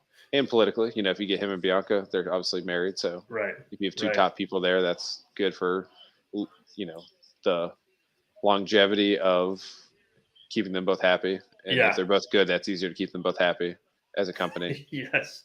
So, well, hell yeah, it is. I mean, totally. So, but yeah, I don't think they see him that way. But, I see a lot of people that way too. So that's why I'm not a promoter, because I would have 50 people in my roster that I could be. So many top guys. Yeah. So. Oh, that's great. That probably like Swerve and Ricky Starks and Jungle Boy would probably be more elevated in AEW as an example for me. Yeah. But I understand why. Right. What about the Usos? I'm kind of I think opportunity for that is gone. For them as major single stars. Can they have a match here and there? Oh, sure. But I don't I think, and maybe this, I'm not breaking any news with this, but I think, Montez Ford has a much higher upside than Jimmy or Jay as a potential singles act. Yeah. And I think that's fine too. I mean, they're right there with FTR or the Bucks.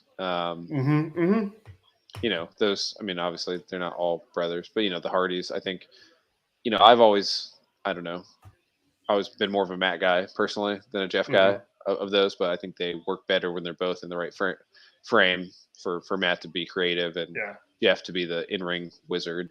So I think they're in that zone of, being elite tag teams, and that's A-okay in my book. So yeah, Hazan. That's why I brought it up, because I think you're right. He had a really good 2020, and honestly, Jey Uso he helped.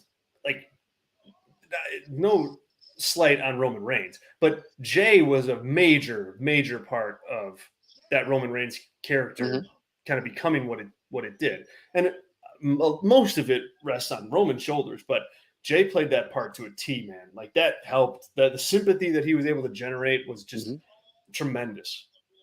Yeah. But, I think that was also, like you alluded to earlier, I think that's his peak as a singles performer. And he was good in it. But I think he's, legacy-wise, obviously he's had 10 years or more doing this. But totally. that is his, ultimate potential is what he's doing now, right? His apex is with his brother in a tag team here. But especially getting unifying those titles, I think, in the long run of history, that'll be important that they were the ones to do it. So, and he's probably making good money. Oh yeah, for sure. I don't think he's in he's not stuck in a tag team toiling away. Now when they were begging to be on WrestleMania 5 years ago, that they worked for the company forever and never even wrestled WrestleMania. Right. Exactly. So which was BS at the time. So it was. So you just wonder, like, if they weren't in WWE, like, what would, I mean, we talk poorly about their tag division as we should, but like I can't even imagine what it would be like without the Usos the last decade. I don't know. I mean, but really, like, I mean, most of the other tag teams in the division are kind of put together teams, right? Like this guy we got nothing, this guy we got nothing. Okay, let's put them together as a tag team. That era of Jericho and everybody or Miz and everybody, right? And making like a cute name. Yes. Yeah. Jericho. Yeah. God damn it, that was. Did they do a Jericho? If not, Jericho, or they did like they did something with Styles for like a day before he turned on him. They had a shirt and everything. Y2AJ. Y2AJ, yeah. They got to do a Y2J thing with him, yeah. So there you go. Yeah. Oh, God. What was that? What's that? He like made the tag, but like it was weird. It was like a double hot tag. That was weird. And then you have like the babyface do his move, and yeah, I mean, there's a reason some things are formulaic in wrestling. Not that was like bad per se, but it's just like weird and awkward when things are like realistic like that.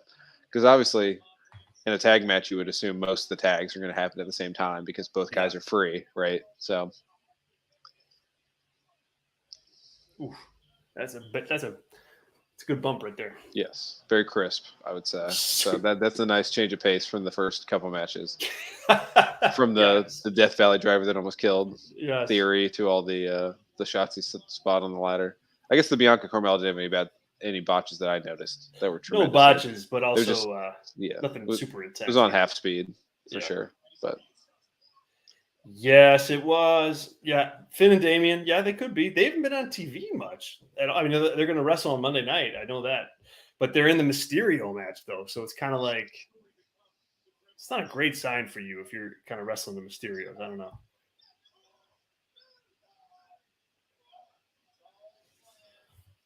Yeah, I would say not much juice in that team. I would say, especially with Rhea being out for however long that's going to be. I think she anchors that group more than either of them. So she should anyway. Yeah, I mean, with Edge not being the leader, she's the one I would go to as like the leader of the group more than Finn. And yeah, I definitely agree with that. There hasn't been like much reporting on what's wrong. Besides it's a brain injury, which is not good. It's not good. No, it's scary. Yeah. Ooh. They're kind of building to like more like to a.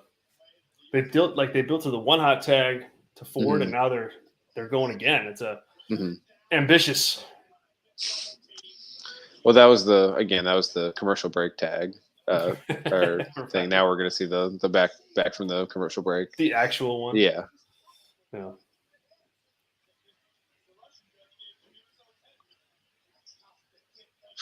Wow. Doing like a 20-year-old reference there by Corey Graves on commentary.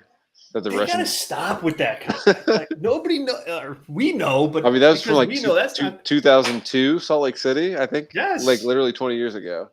20 years ago for sure. Yeah, I mean, I guess can I critique it if I knew exactly what I was talking about? But like also, me and Corey Graves are like the same age, so if you're a white guy who's in his 30s, then you probably get that. If not, like good luck to you. Like good luck, right? Yeah. Also, it's like I didn't hear what set that up, but to have the Russian judge be even brought up, I wonder what even like what was the setup for that? I don't know. I didn't hear it. So you're killing me with this because it's just I don't know that like see this is why this is fun as hell because I would have just that was 20 years ago. This is how I consume wrestling. So you can see as a stream of consciousness, like amazing. Yeah, that's why I try to like get too buried and deep into my star ratings on stuff because I'm like a harsh critic, but also like if that can take me out of a match, then it is what it is. So I think a match to be truly great has to be like pretty compelling, bell to bell, which is like almost impossible to do on a regular basis, right? That's why it only happens a few times a decade where you have like a match that goes like totally balls to the wall. You know, like if Omega and Danielson was an hour, that match would even have been all the way 100% start to finish at that. So that wouldn't have you. Yeah. Yeah. But yeah, I think Azan's right. Vince is 20 years behind the times. So correct. I was gonna say, was he produced to say that, or was he not? That's the question. It's like the kids love the kids figure skating. I'm behind. Everyone gets that reference. the idea that Wade had of like back when the network was trying to sell, you know, subscriptions, like of a Vince cam during the shows, I'd be all over that. I would watch the Vince. I would tell people, even if we're doing this, like, you got to watch the Vince cast. Watch this. Don't watch us. Watch the Vince thing. Yeah. Oh, my God. That would be amazing. It'd be amazing. Or, like, just, I don't know. Maybe, like one time. I would just love to see that. Or, like, whatever that new Star Wars thing at Disney World where you pay, like, $5,000 for, like, that 2-day immersive experience. Like, you know, if you could just like get a feed once for $5,000, people would do it to watch Vince. People would do it. Yeah. I mean, what is with the DX chops today? Like, I don't know. Did I miss something? Is that there? Yeah. Like, what?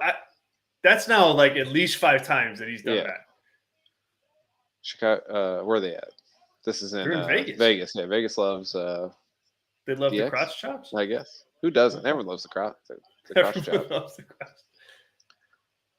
Maybe they got the heads up. Maybe in Vegas you're allowed to do like more adult things in WWE because there's not as many kids, so they can do. Well, Nick Khan's in the audience, so yeah, look good. Yeah, gotta let the boss know where your goods are. But nobody likes, you know, Triple H. He will not stand for someone jacking his gimmick. Yeah, maybe Nick Khan told them to do it all match to take it away from him. Yes, the ultimate. Yeah, now he's back at NXT, so Nick Khan's got to flex his muscle a little bit. Yeah. Oh, God. Yeah, man, they are milking this hot tag for sure. I don't feel that they've got the audience fully there though. Yeah, definitely not. I say they definitely have been watching FTR matches as of late because that's like this is like the FTR setup. That was sweet. That was good. It is the FTR setup, but I don't think the crowd was as hot as they might have wanted them. But Angelo's cash, which is not the negative, but like you said, Montez is Dax, right? Like there's a hierarchy in those tag teams, and like you gotta get the hot tag to Montez. Right. So, and I know like Angelo's like, you know, kind of the big man in the match, but he's not like the guy either. So yeah. Well, that's where that's a nice little. Yeah. Where'd he pull that out of?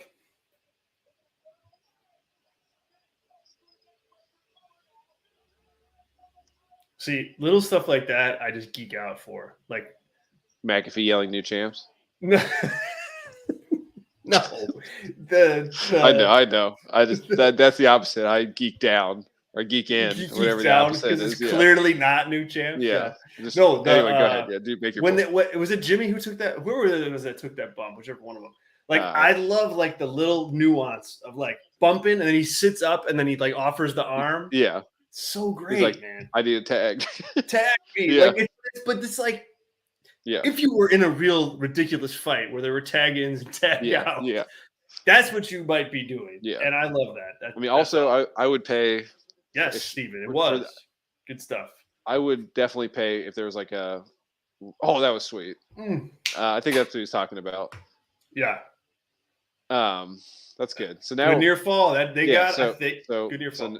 So now we're in the end game of this match. That's WWE style, right? So I'd say we're under 5 minutes. So don't go get a beer. I won't. That's my review. I won't, coach. You know. I would say like if there was like a random MMA company, not UFC, that did like even once it was a gimmick match where you could tag in, like have like a partners.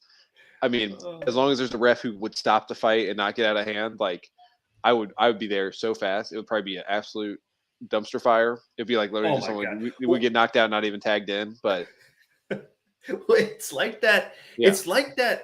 Or you can break a pin during a submission. Have you ever seen those clips of like where it's 5-on-5 MMA fighting? No. Oh, that's insane. Is that somewhere else? Yeah. Is that like okay? You got to go. Okay, yeah, I will. Like you almost have to like sign off right now and go look at watch. But it's like no one dies, right? I'm not trying to watch that sort of stuff.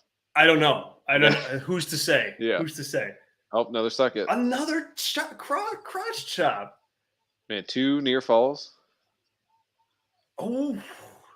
I mean, I wasn't ahead of you. I just, you know, that was coming. Hell of a. But hey, they got good. At least the people that paid the good money at ringside. They were bought in. This is good. Everybody in the chat, thumbs up, thumbs down at this point. Let me know. Too much with the trash chop. Yeah. Yeah. The ref even did it there before he counted. It was crazy. Oh, there's Eddie Kingston again. You see? Yes, more Eddie. Yeah. If he's not careful, Eddie's going to be on the WWE payroll here. I know. Or just have that guy face Eddie. He'll be in a you know, if you need to build Eddie, have it be a squash match. Squash match for Eddie. Yeah. Oh my gosh! What did Pat kick out of? Pat McAfee is on. Thumbs up from Azan. Yeah. Got that. Is 5 Hour Energy a sponsor? No, maybe he got a WWE Capital One card and bought some energy drinks with that before the show. Likely. Probably not. He probably drank water. I don't even think it's as good as a Capital One. I think it's like a WWE like credit official one. Oh yeah, credit one. Credit one. Yeah. So yeah, you get that sweet 35% APR on that thing. Yes. Predatory lending. Don't do that. Don't get those cards, listeners. Yeah. Although Alexa Bliss said so, or actually Lily did. So. Yeah, which gives you another reason not to. So all right, here comes the crotch chop. Oh no, they saved us. All right, that's good.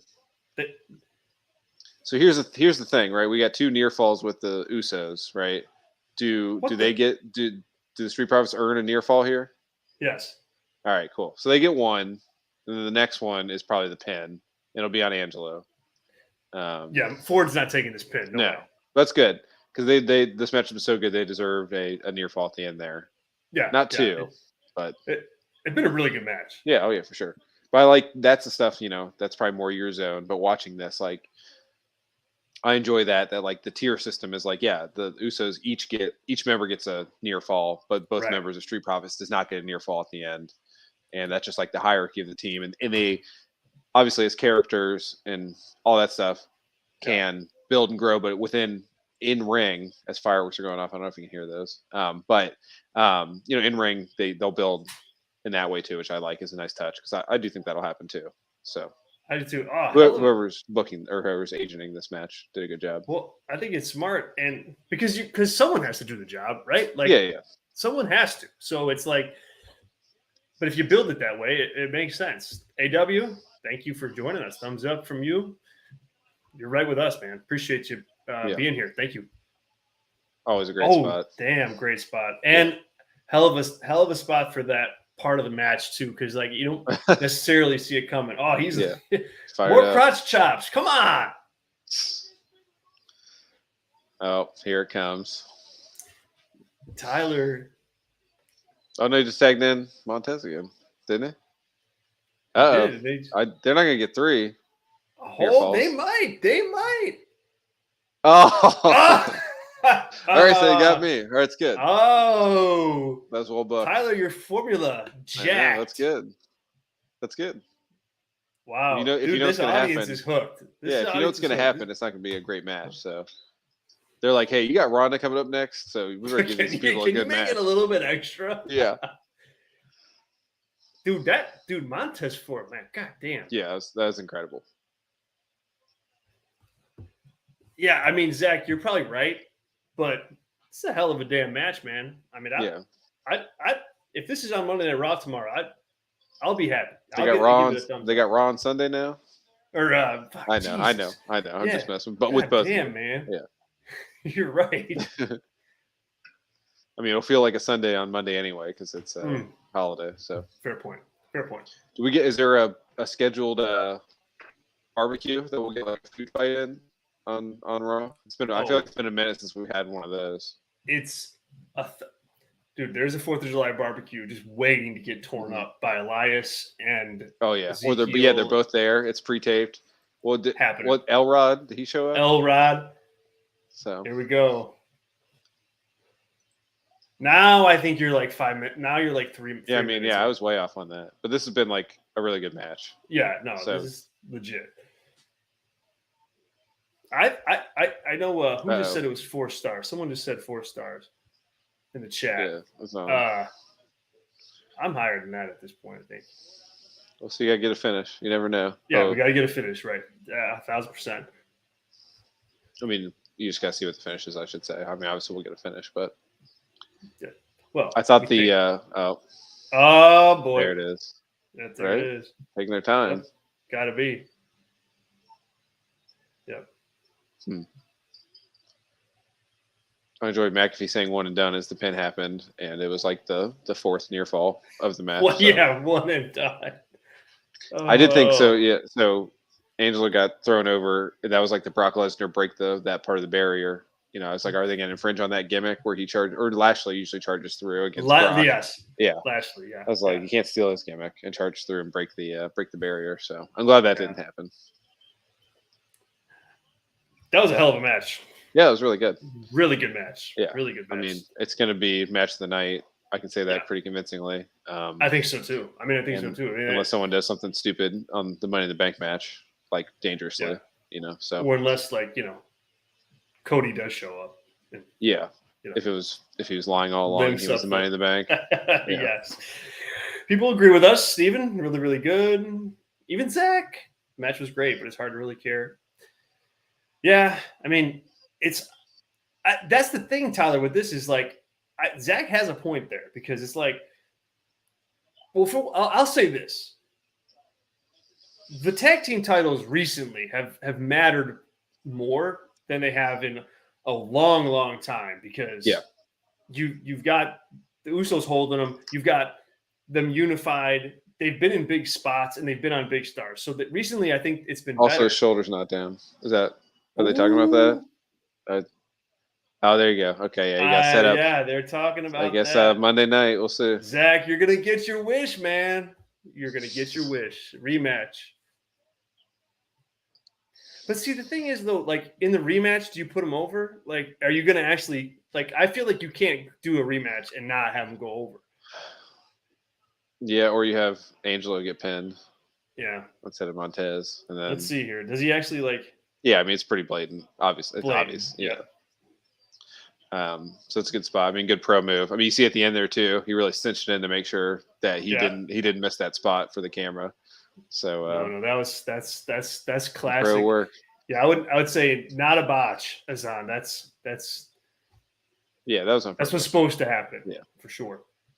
Angle alert. Yep. Yeah. Angle alert. But yeah, it is what it is, right? I mean, again, that's what it is. At least every match that had a finish, that's the first time they've really protected somebody. Yeah. Kind of. That's pretty light protection anyway, but that's the kind of angle to play. To have a babyface lose in that way and get screwed over, but I don't know. I mean, at least it was the heels, doing it. And, I mean, it'd be different if the Usos made them earn the shot and do it at SummerSlam. Then you can put it on Profits at that point and not just do it on Monday. But that's why you do that to a babyface, right? So the heels can force them to go on a little bit of a mini journey, and then the crowd really wants them to win big time. So that hopefully that's how they do it, but we'll see. I agree. I mean that's the question. So how far are we from SummerSlam? 28 days. That's 20. The ad has said that. So I mean, 28 days. Can you keep it going for 28 days? I don't know. Yeah, I mean, I think so. I think you probably could. Yeah, you can again, the Usos are heels, right? So they can do something to make them, not MJF it, but you can do something to earn the number one contender. Hey, the ref called in the ring, you don't get a shot just by asking for it. Right. Something like that, and then they can win a match or two, and get there somehow. Yeah. That's the easiest way to write it, but it's not. Do you think it's pretty straightforward? Do you think the Street Profits are going to be the ones to take the titles off them? Yeah, I mean, I think the way this match was tonight, you got to expect the match would be just as good the second time with some time in between it. Maybe make it, because the pinning thing just happened. You make it a ladder match. You make it a, whatever. You do it so there's a definitive finish in it, and then that could be like the match of SummerSlam from an in-ring standpoint. Yeah. So, I could see that match like opening SummerSlam and just being like a killer match. And as long as you don't, have them all, you don't need them on Raw and SmackDown. You don't need 8 occurrences of that story. You just need 4. And we don't need multiple like singles matches between everybody either. Like, correct. We've already been there, done that too. Yeah. Like, so you just have them like kind of earn a spot, and you can have. I mean, there's no Roman, so it gives the Usos something to do. Right. So, right. Yeah. I mean, we'll see. Sean, welcome, man. Thank you for joining us. Appreciate it. It was a really good match. We're kind of thinking the same thing. Like, do you put it SummerSlam? I mean, it's WWE, so I can't rule out them running it back like Monday night or tomorrow night, as I keep saying. But SummerSlam's certainly better. I mean, if you're gonna run anything back, you probably run back Bianca and Carmella, because that's like at the least stakes of it, and that's not going to be your SummerSlam match. So that could be like your Money in the Bank Backlash main event. Yeah. Don't call it that, obviously. Please, Tyler. Vince has this queued up, man, as he's sitting there in the gorilla. Don't give me any ideas. That's why I didn't make a joke about him being 20 years in the past. Earlier. You're so thoughtful. Yeah, it was going to be about people 20 years younger than him, maybe times 3. But anyway. Zach, you're preaching to the choir on this one, man. This great video package for Kevin Owens, from the Steve Austin main event at WrestleMania to Ezekiel. I realize that there's people out there that like Ezekiel or like the angle. I get it, but my goodness gracious, you can't do that. No, bad. Well, you can see how they view people, right? Right. They view like the viewers as a certain subsect, and they think that people randomly are watching this if they have Peacock but don't watch the TV, which is crazy. And so they want to view, put Owens in like, hey, you watch WrestleMania but nothing else, so here's what he's doing. He's cool still. Watch SummerSlam. Yeah, I mean, which is weird. It's weird. Yeah. Okay, Tyler. Mm-hmm. What the hell was that? Yeah, I mean, I thought it was like going to be Finn and his group, but that feels like Bray, right? It very much feels like Bray. And he's not done anything, so again, he's made more life-changing money than Gargano has, but it's been a long time, right? You got to get them checks, even if you're supernatural. So, okay. No, I don't think so, Jason. I don't know. He seems pretty all in on AEW, right? I mean, he lost that All Atlantic title, I think. He did, yes. Okay, yeah, it was him or Pac. I couldn't remember. It was that good of a match. But maybe he just can't take it anymore. His friend is getting a title shot. That tyrant Tony Khan. Yeah, his underling in his group got a title shot before him, so he's can't. Yeah, but he's just jobbing, so it's okay. Yeah, he's in the Lance Archer honorary role. Exactly. Yeah. Here's my thing. Okay. I don't like that Bray Wyatt video. No. That's my gut instinct. My visceral gut instinct is we've been there. We've done that. We know how that whole thing ends. We've seen that for years and years and years. The weird, dark, twisted, we know where that goes, and it doesn't go anywhere good. Yeah. I don't know. I mean, I have no problem with Bray Wyatt. I think he's a talented guy, but I don't want to see him come back in the same role. I mean, it'll be like he never left, and that's a bad thing. I'd say if you haven't come back, I mean, this is just like brainstorming, right? This is like the first draft of something. This is not what I would just pitch this and then work in a writer's room about it. But who's his dad? IRS, right? Bray Wyatt's dad. We're talking about Bray Wyatt right now, right? Yeah. Yeah. So his dad is IRS. Oh, IRS. Yeah. Okay, his actual dad. Yes. His dad. I don't know who his. So you have him. Maybe he's like, you show him, and since he's left, he's been working in an office. That's kind of his character. He like wears business casual, and he's like a straight laced guy. But then like you kind of slowly like he's going crazy doing that, Office Space or something like that. And then you get like, for the people that know, you don't have to rub it in our faces, but you do. Basically, you know the connection if you know it, and if you don't, it still works. And then you can slowly get to like him going like Postal and like him being a character, whatever. I mean, any character that ever gets introduced all through vignettes in WWE history never works, like ever. So it's the same way there. So you'd have to tell that in the ring and have it work. But it's still Bray Wyatt, so like you can't hide it. So I don't know. You can filibuster for a second. I'm gonna step away for 1 second. I'll be right back. I'm in. Let's go to the chat here for a minute. We got some good conversation going on, starting with Hazan commenting. Gable Steveson, excuse me, for that with that video. I mean, I would certainly be interesting. I mean, Hazan, I don't want to discount that like just altogether, but I think Sean makes a good point here in that I just don't know that he is ready for something like that. Like I think that he kind of has to come in and get his feet under him, just being him. Gable Steveson. I don't know why that's so hard for me to say. Steveson, the Olympic gold medalist, for lack of a better word. I know that's Kurt Angle's thing, but you guys get what I'm saying. Like, to me, it's like you got to get him comfortable. And I think if he can go out there, play himself, be himself, that can get him comfortable in the wrestling ring. And then maybe down the road, you put him in a gimmick like that. But to start off that way is a little, like Olympic, right, Sean, like an Olympic badass. That's exactly what I'm thinking. I missed this, Hazan. Athletic medals were very heavy in that video. Did you catch that, Tyler? No, I mean, but I was not watching it like with my full thing. We were talking, and I was kind of looking up and down. So, is he from? Is he from New Orleans? It looked like very like New Orleans, like it's at sea level, so that it's all like mausoleums. It felt like that, but I don't know. That's why I thought it was Bray. It felt like a creepy church or something like that. So. That's what I thought too. But Hazan, I mean, good looking out. If that's what it is, or if that's what I mean, I'll have to go back and watch that. But clearly, like that could sway my opinion on this for sure.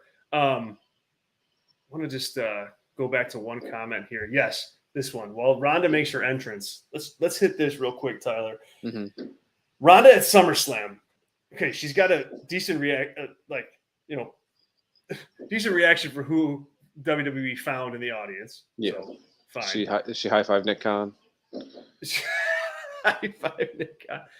Definitely high-five Nick Khan. Made a point. Her contract's going to be up soon, so yeah. Yeah.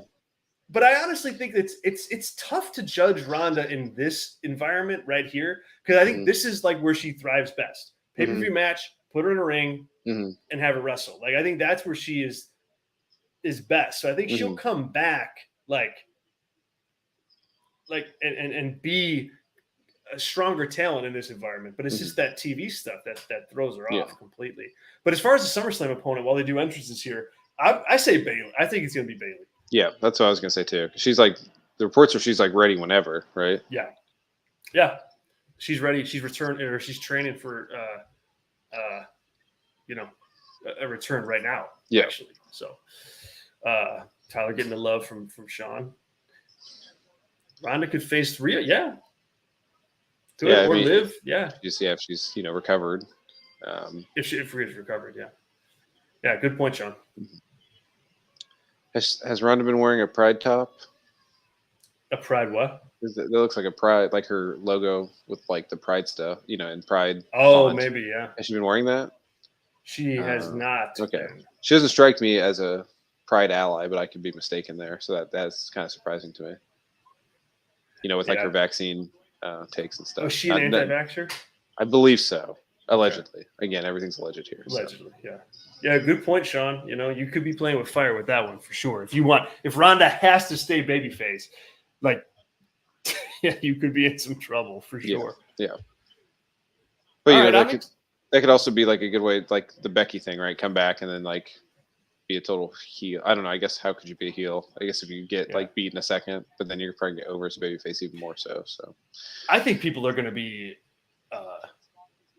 like really pumped to see Bayley when that time comes. I think it's gonna be hard for her to be a heel. I really do. Yeah, I think it. I mean, not because she's a woman, as I say this, but because her character. It's so important to her character, right? Like, what is the length of her hair? Like, if she's got the side pony, or if she's got the hair she had, that tells you basically what the character is. Yeah. So. Well, do you think you could bring Bayley back and have her be a babyface, but not do like the little hugger thing?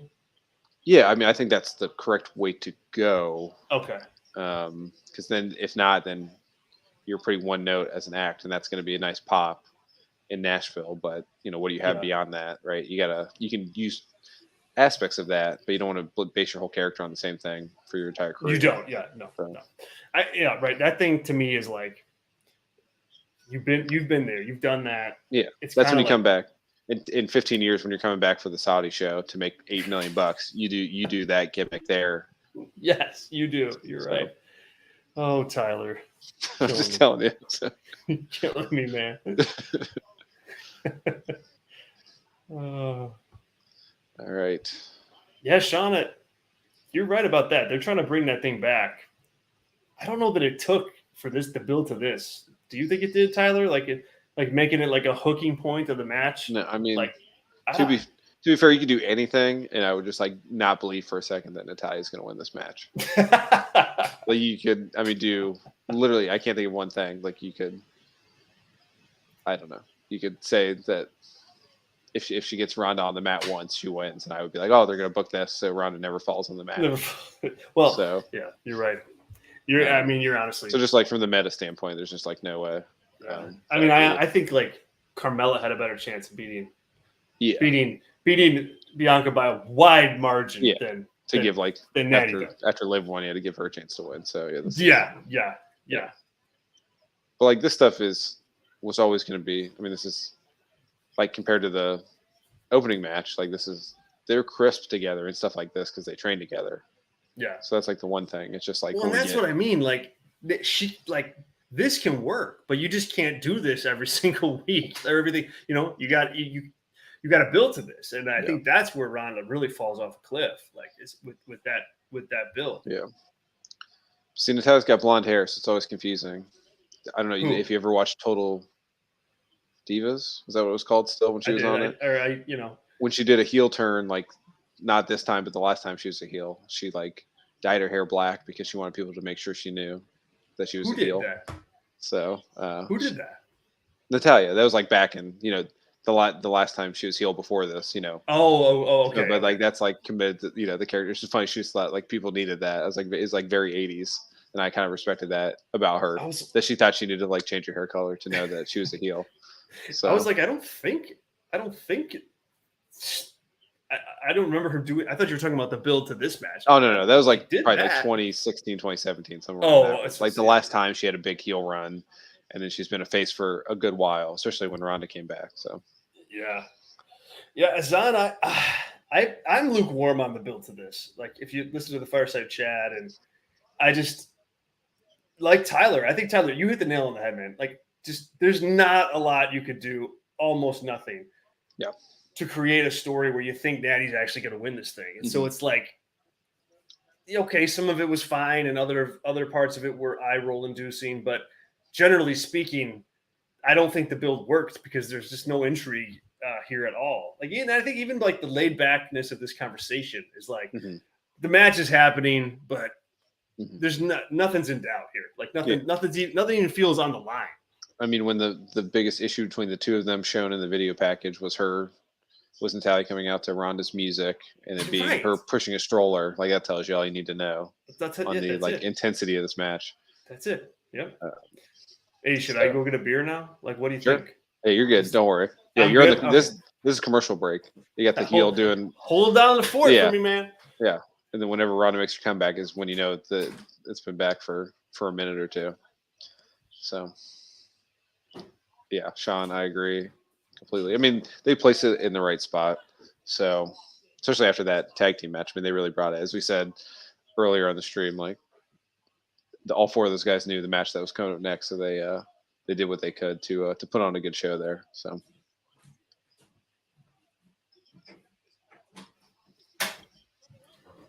Okay.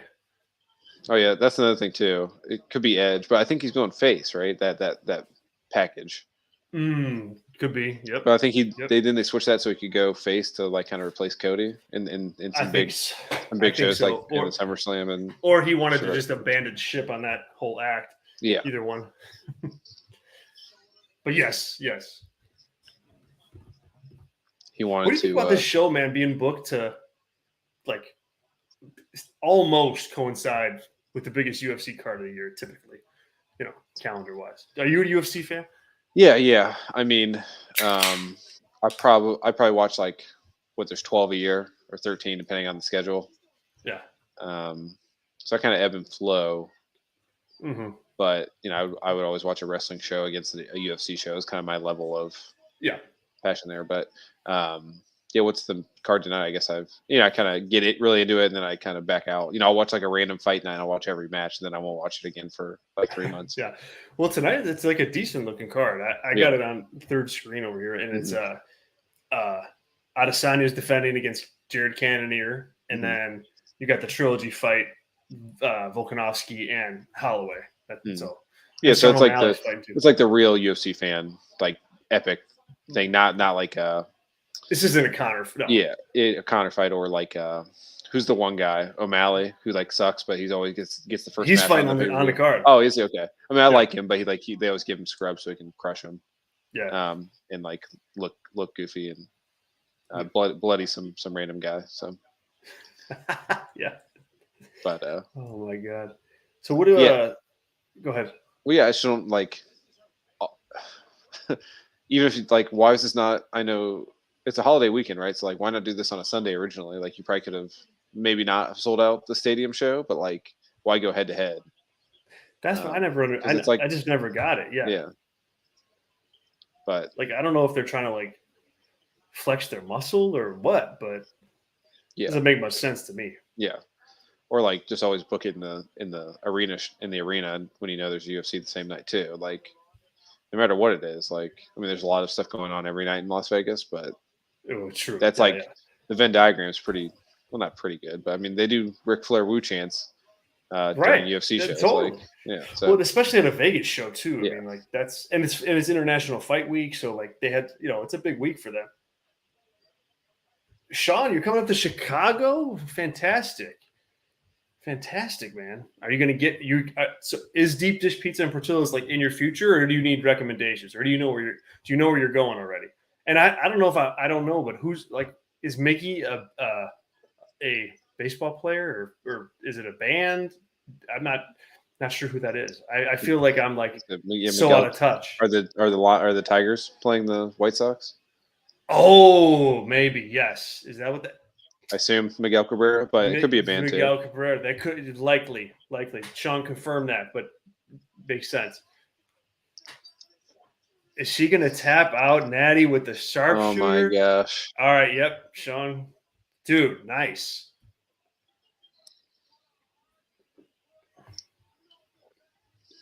I was out of the cell, Sean, on what day was that? That was a week ago. Last Friday. Out watching was it Orioles White Sox, and took my daughter out there for the first time. She's 3, so it was a fun time. I didn't watch much of the game, but it was a fun time nonetheless. The disrespect.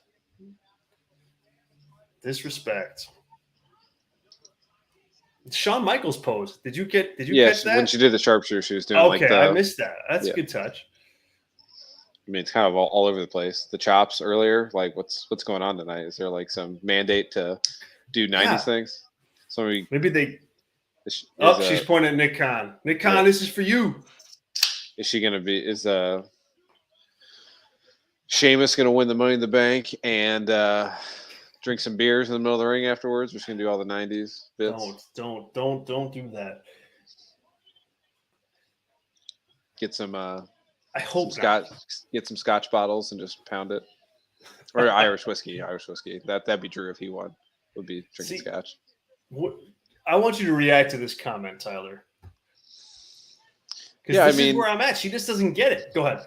Yeah, I mean that's where I am too. Like I don't expect her to get it. Yeah.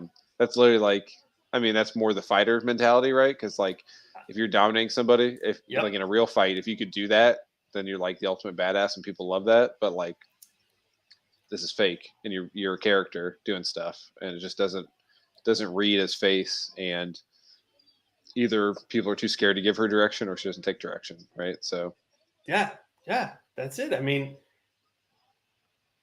I just tone deaf. Yeah, I've just given up on being like too emotionally attached to like wanting her to be a good face or heel, because it's just it's not in the cards really. Yeah. I mean, she just doesn't. But I think like I think that worked her first run because she was so fresh. But now, like, I mean, she's got to lean one way or the other. Because I think that she'll continue to go down this cold path. Hazan, like, to me, like, you're right on the money with that question, because we're answering it as we speak. Like, to make Ronda's run better, I think she needed to be a heel. That's her like natural charisma is heelish. Yeah, like that's why Bayley needs to come back and like be a fan favorite, and then Ronda needs to like destroy her and get like booed tremendously. Right. Like not like Daniel Bryan and Sheamus at whatever was that WrestleMania 30, ankle lock. 30, 29, 28, something like that. Where he lost in like 10 seconds? Yeah. Like you kind of need to do that. Yeah, 28. You kind of need to do that. Not exactly, but that genre of maliciousness to the fan. Yeah. But I don't know. When's her contract up? I think she signed till she has a contract through next year's WrestleMania. Okay. I mean, I don't know. I don't know what she's making. I'm not Nick Khan, but I wouldn't think that it's worth the money. Yeah. The way, like, just if you look at like the lack of ratings bump. Oh wow. There you go. There it is. Natty submitted. Yep. Shocker to everybody, I know. We'll see what happens. Is there going to be it's not AEW, so there probably won't be a post-match beatdown, but we already saw that anyway, but we've only seen it once, so that's all good. If we did. If Liv were to run out right now and cash in, I think it'd be a huge pop, actually. Mm-hmm. Huge. Well, anything would be a huge pop. I think if there was someone walking down the aisles with cotton candy, that'd probably be a huge pop right now in this arena. Right. Decent match, but nothing special. That's where I'm at too with it. Yeah. No doubt. Well, you don't have to cover the shows. You could probably just put that with most. Oh, here we go. Alexa, right? This is Liv. Okay.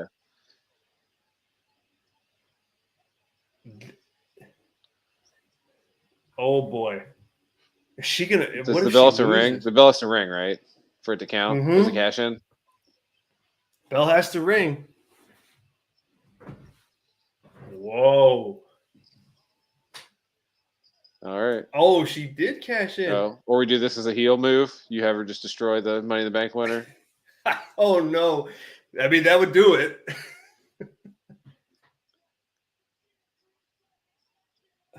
Either this is like brilliant babyface booking. Yeah. Or maybe the worst. Yeah, we'll see. Design cash in like all time.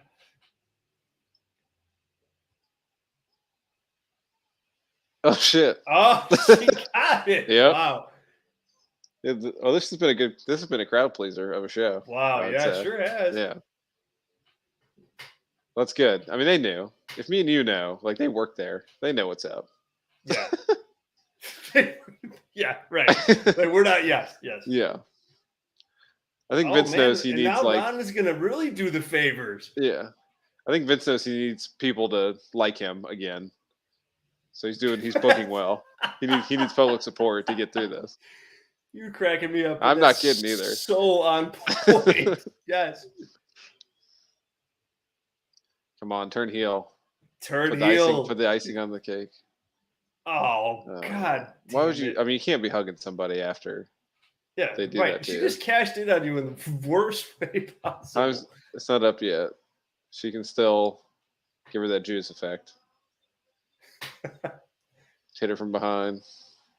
I don't think so. I don't think so, man. All right.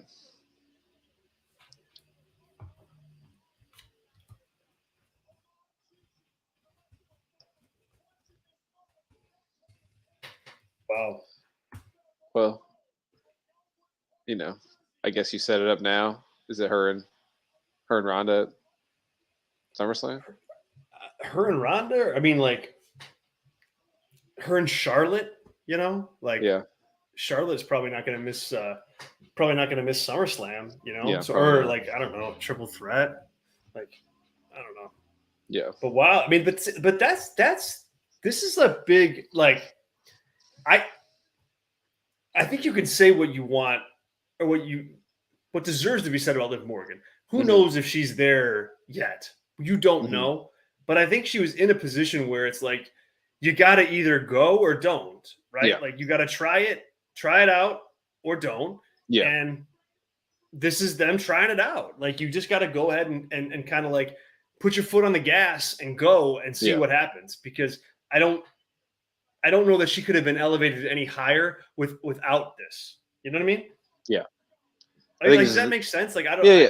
No, I agree 100%. I think Liv getting the win obviously was a surprise, and if you're going to do it, you got to do it now. I mean, like I said, she's had her maybe we're going to do it, maybe we're not earlier in the year, and you got to kind of pull the trigger at some point here. It's better than again. You say you got you can be a baby face and pin someone the night of Money in the Bank, but if you do it later than that, it feels wrong. So. No, that's true. Yeah, exactly. It's just the Ronda thing, right? Like you have her, they just overdid it, and maybe she wanted to do that to make sure she doesn't want to turn heel, obviously. But she should be, you don't have to make a decision to make her heel or not here. You just like have her roll out of the ring and kind of look like what just happened, and then walk out. You don't need to like have her hug the person that just did that to her. So unless you set up for Friday, I mean, you're going to want to watch Friday no matter what to see what Ronda does, I would say. But yeah. That's a good. I mean, they're going with it, and I think like they need sometimes like WWE in particular needs to like just go with something, like try to read the crowd and feed the beast. You know what I mean? And like and sometimes it'll work. A lot of times it won't, but you don't know until you go with it. So she's got to show a lot now as champion. I think like she really, she's got a big weight on the shoulders. She can't like treat this as like, oh, okay, I'm here. That's it. Yeah. Like her run, she's got to deliver, Yeah.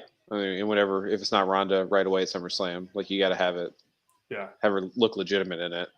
And that could be your best use of Ronda if she's not going to be here past WrestleMania, right? Is to make someone else on the way out. So that's, I mean, better chance than anybody is with Liv, the way that they don't have anybody. So, but that's a good point.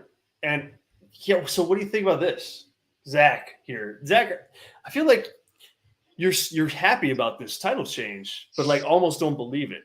I think you should believe this, man. I think they're going with this for a bit. It hurts Liv really bad to like, it'd be better for her just not to win the title at all, than to do this. And like, I don't get the same sense around this as I did, Nikki ASH last year. Like that to me was just I don't know how to describe it, but just like we got to do something. We don't even really want this Money in the Bank gimmick out there. So let's just put it on her. We'll cash it in, and then it's done. Yeah, like we don't have to worry about it anymore. Or like this, what's his name? Corbin, when he got it, and then just like cash in and lost. Right. Yeah. Right. Like if you look at Liv Morgan's trajectory, for better or worse, like she's slowly been like, rising up the ranks, working bigger talent, having bigger matches, having better matches. This is kind of like an endpoint on that. And I think it would really be damaging, like forever damaging, to have her drop this title that quick. Yeah, I would agree.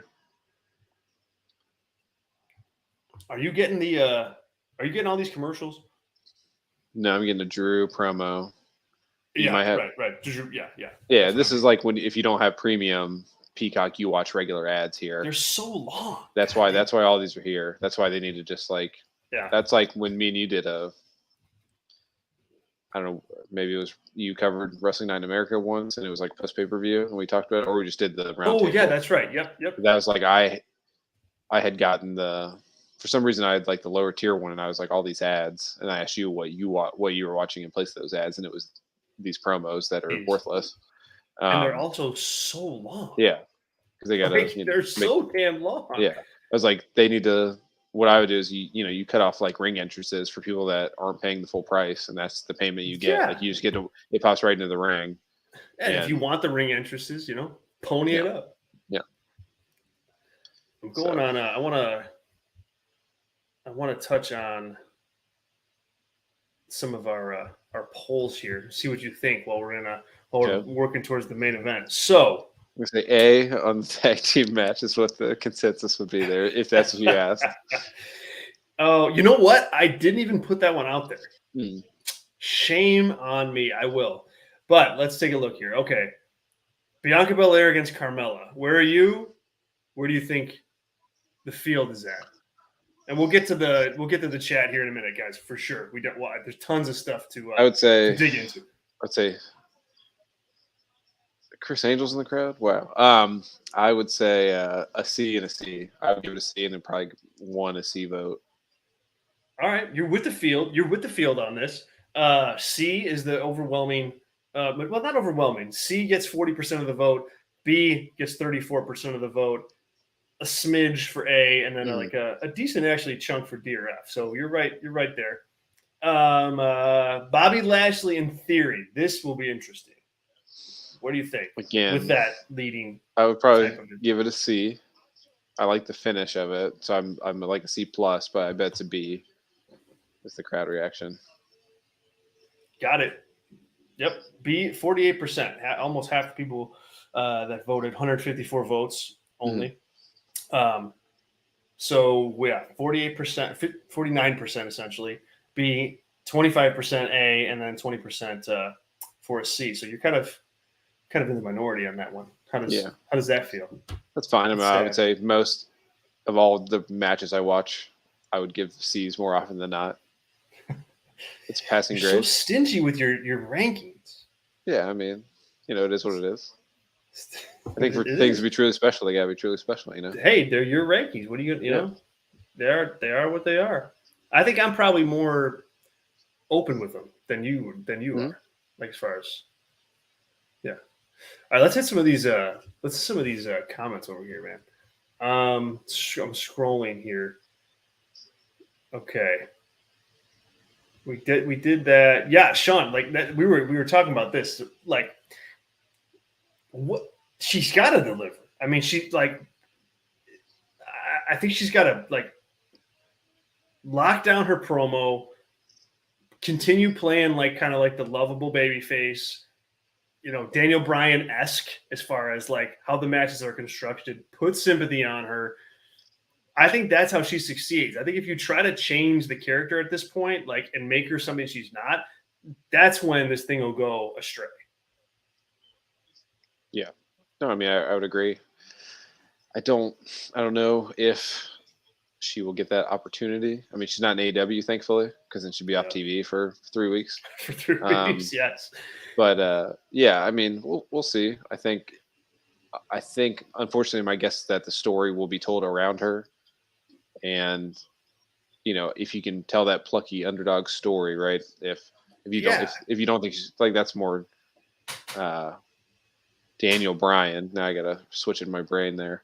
That story, right, where you think every time they defend, that Liv defends it, she's gonna lose, and then she keeps coming out on top. That's a good way to build a underdog babyface. Yeah. And it feels like she's chasing the title consistently. She does. She does.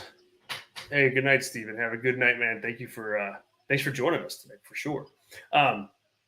Yeah, you're right when you say what kind of champion will she be framed as? The framing of this is important too. Mm-hmm. That's a really smart thing to say, because if it's Rey Mysterio in nature, right? then you're kind of shaking your head like, okay, Yeah. she's the champion, but like not really. Yeah. But if they really try to paint her as something else, it could work. I mean, I don't think it's going to be a long-term title reign here, but I don't think it's going to be a week either. Yeah, I mean, it's to get through something to do before you build up, to the pre-WrestleMania. Right. Even if it's through October, or she loses like September, October, like you gotta have titles changing on every show pretty much. So she's kind of ripe to get.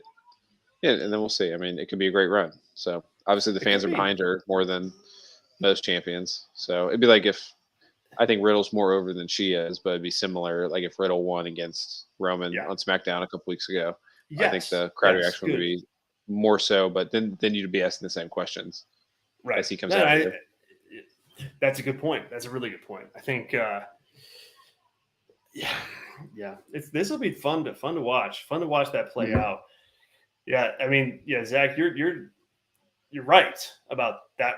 What does Becky do? I still think that's where they're going. For WrestleMania, like next year. I think one of the nights is going to be Becky versus Ronda. Like I think that's where they're driving the ship, and I don't think that this Liv Morgan thing impacts that. Like this is just what it is. Until then, there's we got a long time to WrestleMania, so I think they got time to get there. Yeah, I mean, because what do we have the date for WrestleMania? It's like April 7th or 8th or something like that. Yeah, so more than 6 months. Yeah, we're like road. 8 months away. So yeah, long road. Your boy O'Malley is fighting right now. Just okay. If you care. Well, it'll go 3 rounds and he'll win by decision. But it's a guy that they probably pulled off the street.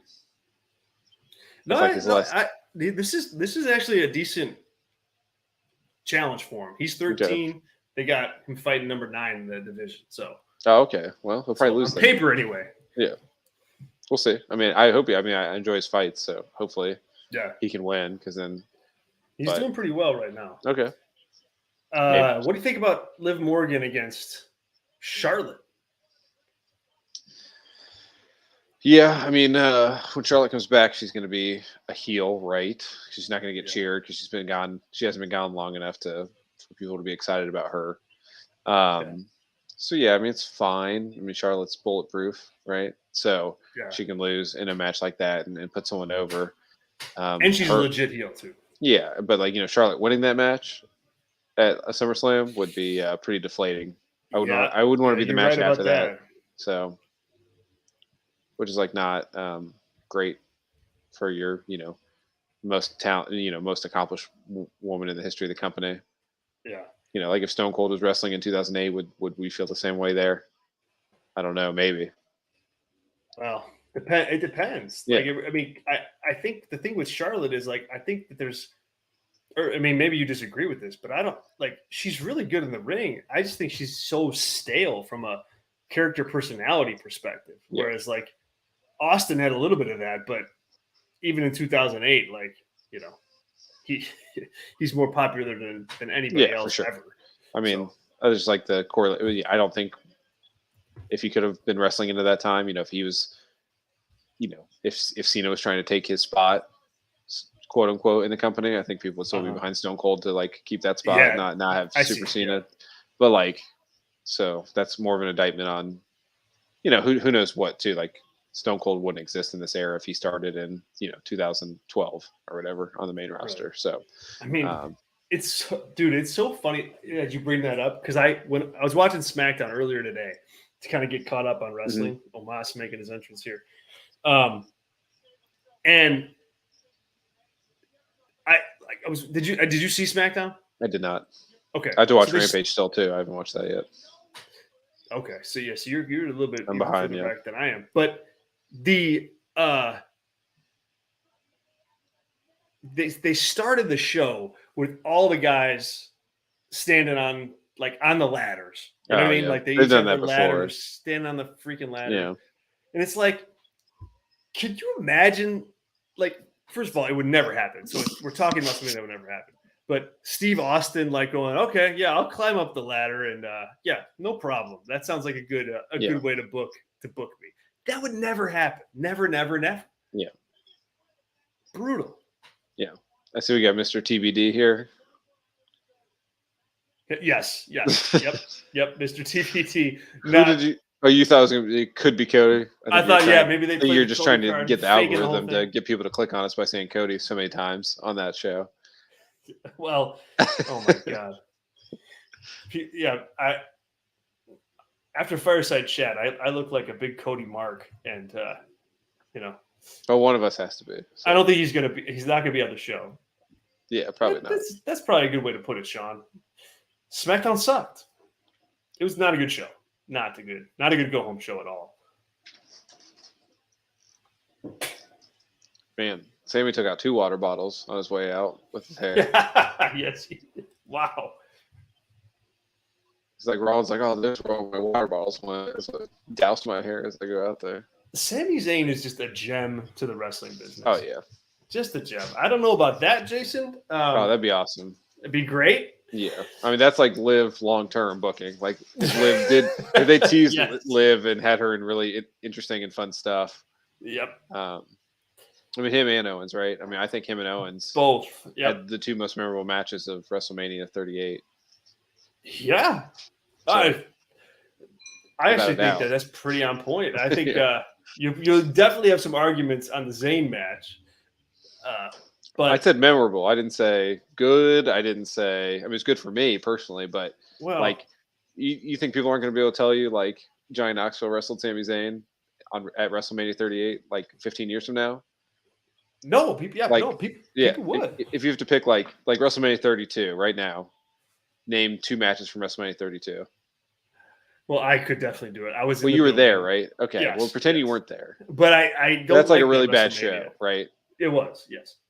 So, like, I would say there's 3, right? I'm strangely good with remembering WrestleMania, but well, you were there. That doesn't count. But you got Triple H Roman, you have Zack Ryder winning the Intercontinental title, then you have the debacle that was Dean Ambrose and Brock Lesnar. Those are the 3 matches I can remember.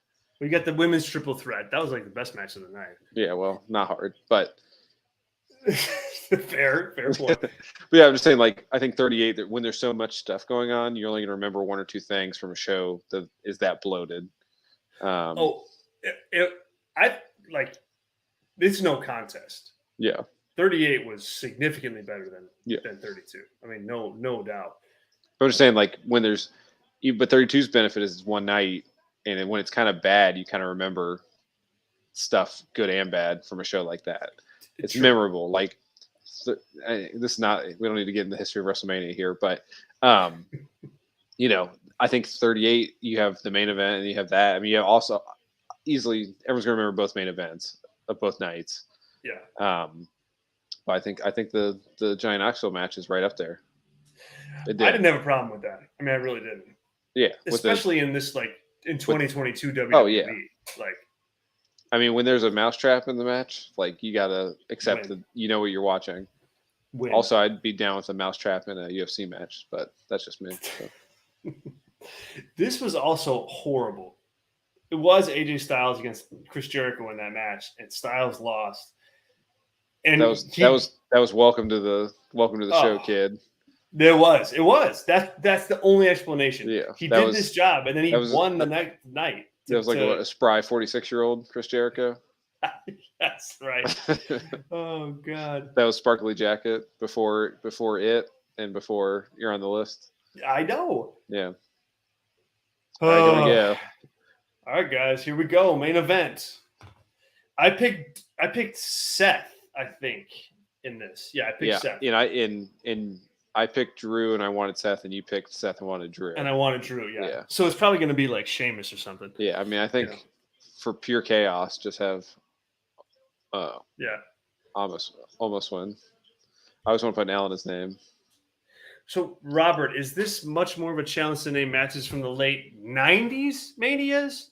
Or am I not up with the lingo these days? Late aughts, so like 2008, 2009.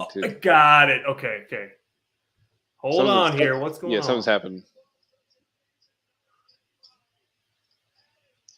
Uh-oh. Adding somebody. Is it the Peckless Wonder? Corbin. This crowd's going to go nuts. It's not the Peckless Wonder, is it?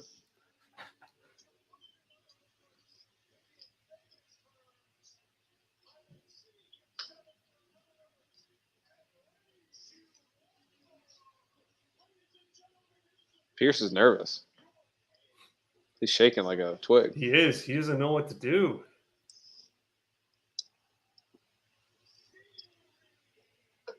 Oh, wow. A guy I've already seen on the card is the surprise. That Drew, there you go. There's the meme. Yeah. Okay.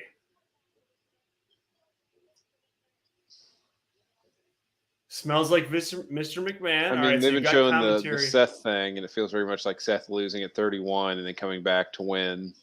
Yeah. So you got him playing this. You got him playing the Vince card. Yeah.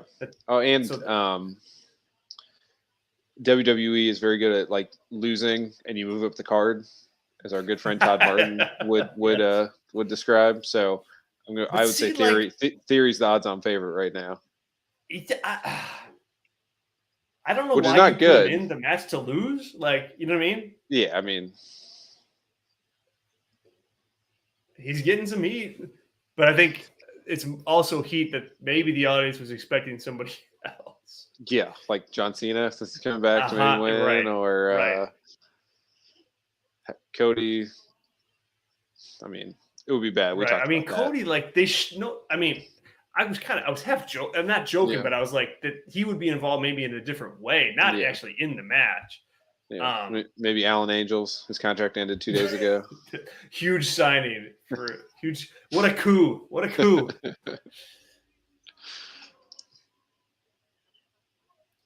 Wade doing some convincing about Cody? Was that on a Focus on? I think WWE? So. Yeah. Well, I mean, that promo was well played by WWE, I must say, because it was out of the blue on Raw. Yeah, but I'd have to hear it, so I don't want to comment too much. But Wade's got pretty good sourcing on Cody, I would say. So maybe something changed. We'll see. Hey, the night's not over. Yeah, I mean, Cody coming out here to screw Seth, and then Theory being the young, no pun intended, the young buck to kind of do the exact same thing Seth did almost 10 years ago. You've been drawing that up for weeks. Yeah, so that young buck comment, huh? Yeah, there you go. Yeah. This is where I'm at, though, too. Zach brings up a good point. I don't know that they would finish this night with a Theory win. I just can't see it. Yeah, but is there like, I agree it would kill the night, but like, is there anyone in this match that like, besides Sammy, that would be like the crowd would like lose their mind for winning this match? Because that's why you put like Sammy has been all the stuff with the bloodline. Like that'd be amazing if he's like trying to, be a member and do all that stuff, and then he's got Money in the Bank. Well, so on SmackDown or Riddle's the same way. He said he would let the contract expire. Yeah. Well, Liv said she would. Whatever that means. Tonight. Yeah. Yeah. So I think Riddle's in the same boat too, though. Like I think the crowd would go pretty apeshit if he won. Yeah, right. I think Drew would get a big pop. Yeah, Sean's with you. Yeah. I mean, I would like to see it just for the. I wish we could do a world where we could like rewind and have all 8 guys win and see who gets the biggest pop. Obviously, that would be easier for everybody, and they would just give it to the. But like, I don't think. I don't know. I just don't think Drew's pop would be magnificent. Who's Eddie Kingston cheering for? That's what I want to know. That's all that matters. I mean, NWO jersey, Eddie Kingston. What match was that? Was that the tag match or Bianca's match? Yeah, because he was getting hyped. They showed him like twice. We'll see. Yeah. I would say who's he's probably a big Drew guy. I think I was gonna say I bet guy. He's a big Drew guy. I don't want to use the term Mark, but I mean Eddie looked like a big. His name might be Marcus. I don't know. Yes. Oh. I'm going to put posts on Twitter here.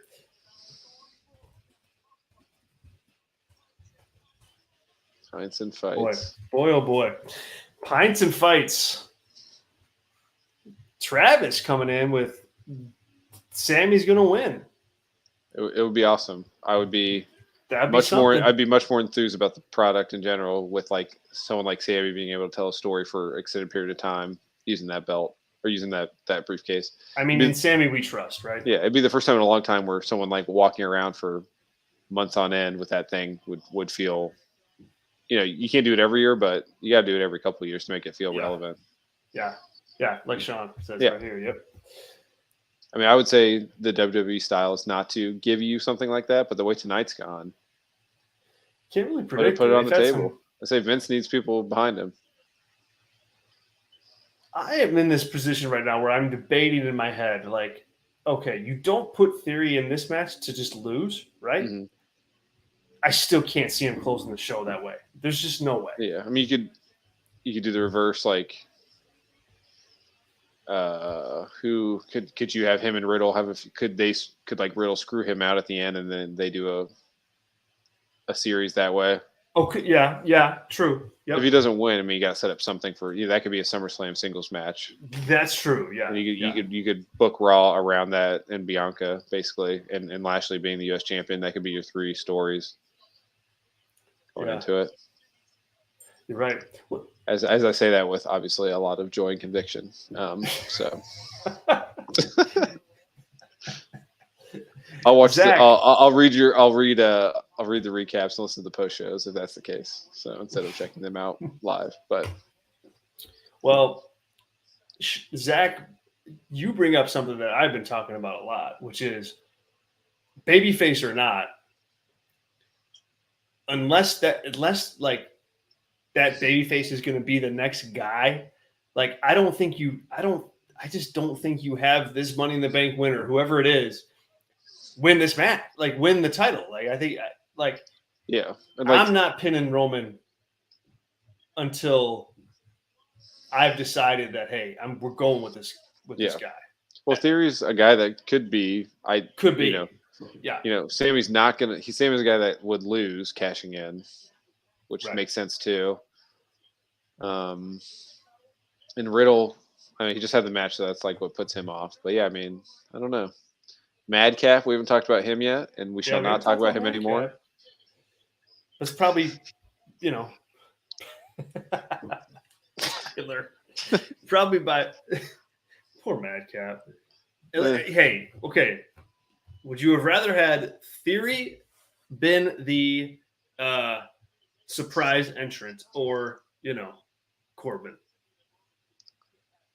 I mean, I would say Theory. He's got more long-term upside in the ring, but the juicy bit of Corbin coming out and just pissing off the crowd is hard to turn down too. But yes, the social media meltdown. That's me. Like that's like if there's one major wrestling company in North America, I would say Theory. If there's 2 or 3 that if I can get off of WWE and watch something else and not be totally tied to it emotionally, then I would say Corbin. Yeah, I mean, it would certainly be that, like, it's hilarious.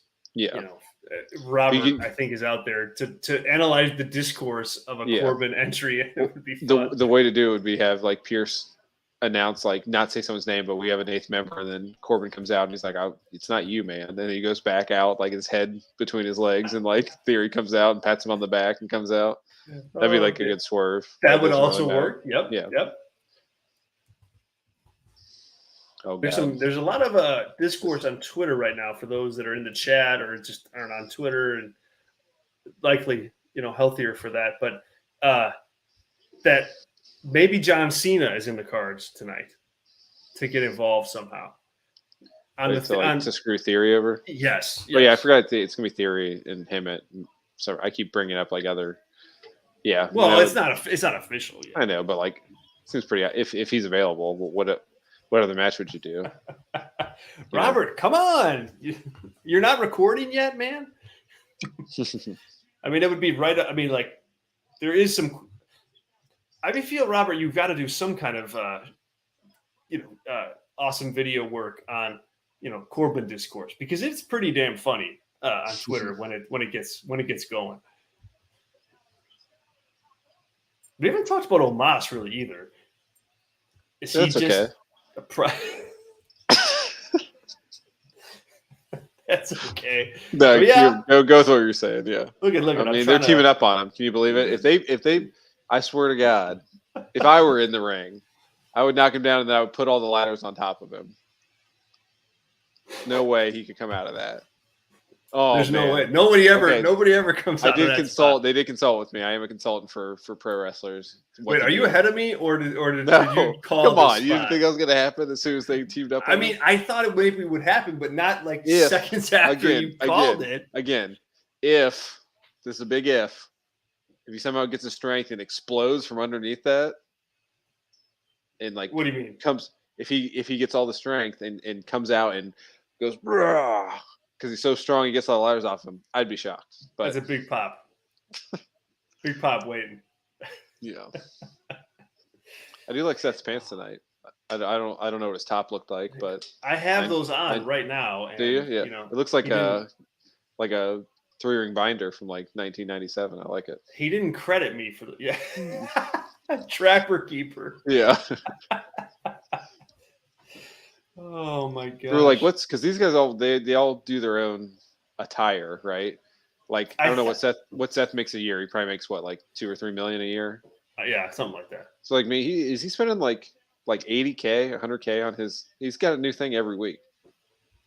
He's well, and I mean not just like the wrestling tights either. He's got like the whole getup, suits and everything. He kills like whole Muppets and skins them just for his attire.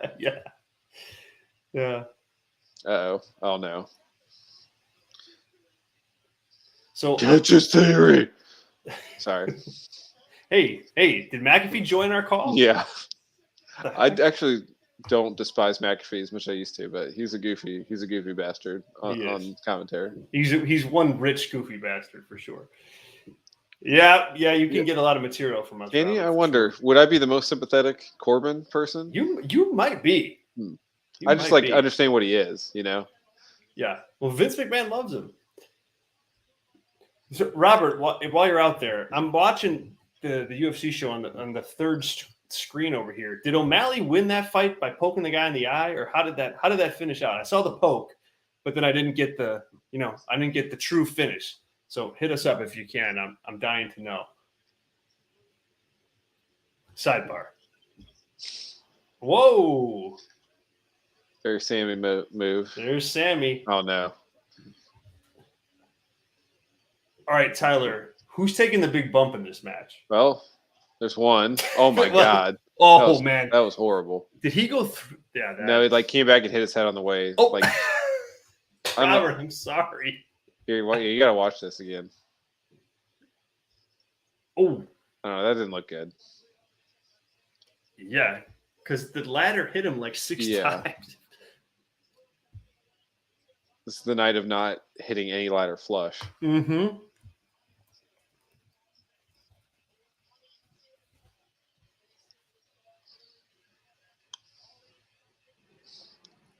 If you were a wrestler, would you definitely have black tights and nothing else? I mean, it's like basically there's two kinds of wrestlers. Either you have your name bedazzled on your ass, or you have black tights. This is a good question. I think I'd have.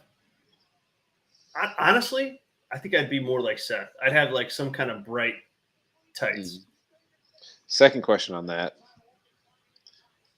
Obviously, knee pads are worn for a reason. Well, yeah, you got to have them. Yeah. Yeah, but like guys that don't have knee pads are the most badass guys out there. Case in point, obviously Riddle's actually like a shoot fighter, but Suzuki.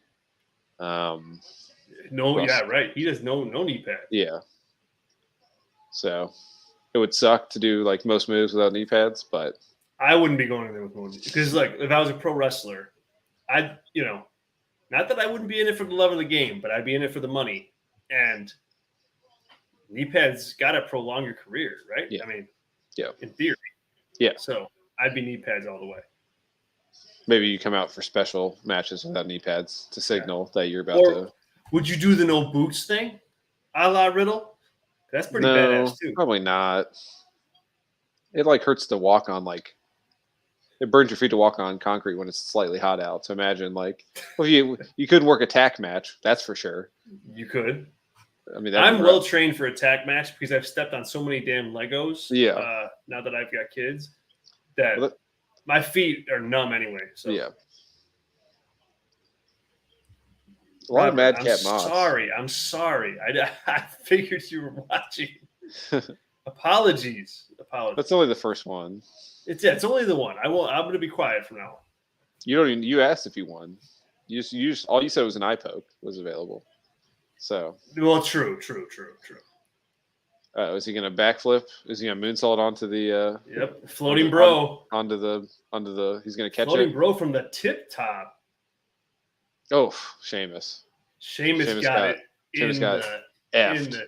Oh man. He got heel right on the back of his head.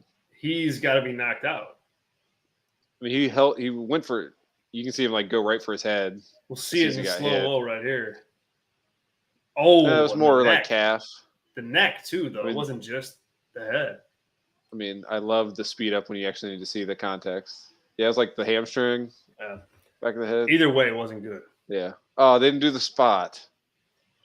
He didn't erupt from the mountain. What? They didn't even show him coming out of that? Yeah, you're right, Sean. Poor Sheamus. Tough. He does. All right, so Tyler, now that let's say we're like 45% of the way into this thing. I think we're more than that, but you think so? It's almost 11 o'clock. Oh, it is almost 11. Yeah, you're right. But let's say that's the case. Yeah. The way the match has gone, does it change your pick on who's going to win? Yeah, I mean, I think theory changed that more than the match itself. But... Okay, so you're all in on theory. Yeah, I mean, he came out, so I mean, I still picked Drew. So he hasn't done really anything, which tells me he probably has a good chance to win. That's usually how it goes. Mm-hmm. Like, Riddle's definitely losing. He did the moonsault, almost definitely losing because he has this moment that they're all going to team up. They all teamed up against him and all that stuff.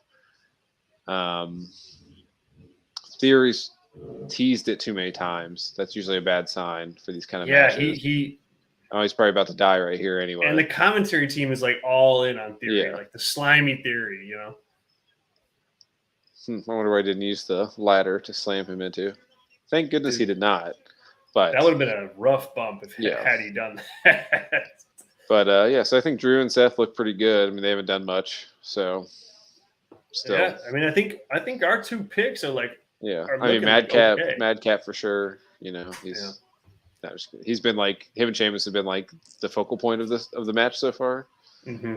Sammy's always is right there too, so you never know. I forget about See, Sammy's he's a yeah. I mean, 8 people's a lot for a match like this, so. Oh, it's not the Royal Rumble. But why are we doing this, Madcap? It ain't the Royal Rumble, man. Yeah. You got to team up against Almas. Oh, that's true. There's Drew. There he is. Riddle's an interesting case study, man. Like, I think he's just somebody that Vince McMahon loves. Like he can plop him anywhere. You know, Vince McMahon probably gets along with him backstage. Like, boom, that's it. And he's like uber talented. Super talented, right? Yeah.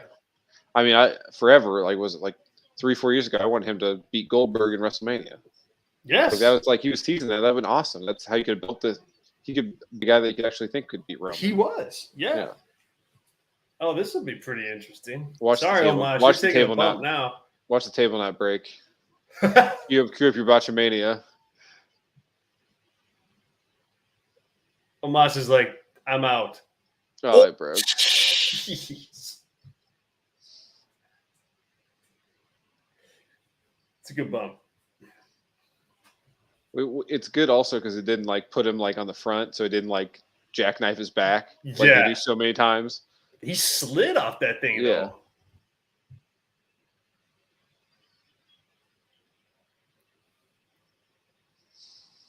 That's a good little spot there. Mm-hmm. I think there's something to be said. Getting back to Riddle here real quick. Mm-hmm. He seemed to know how to play the game, like up on the main roster. Like, hey, I'm gonna because he was not in a good spot, you know. Like he kind of came up with super dopey and just nauseatingly bad stuff. But like he did what Vince McMahon would want you to do. Like, suck it up, do it. It's what I think is going to be good. And for better or worse, like, sometimes you got to just play that hand and see what you can do with it. And I think he did that successfully, and now is in a better place. And not everybody that has come up from NXT, most people can't say that. Yeah. I mean, nobody, right? Who Seth? Corbin, maybe, you know? Seth 10 years ago.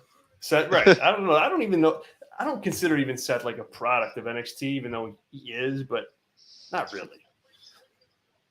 He is, but yeah, I mean, he was the second NXT champion? He was the first NXT champion. Yeah, because it was when it was like the FTW or FCW. Yeah.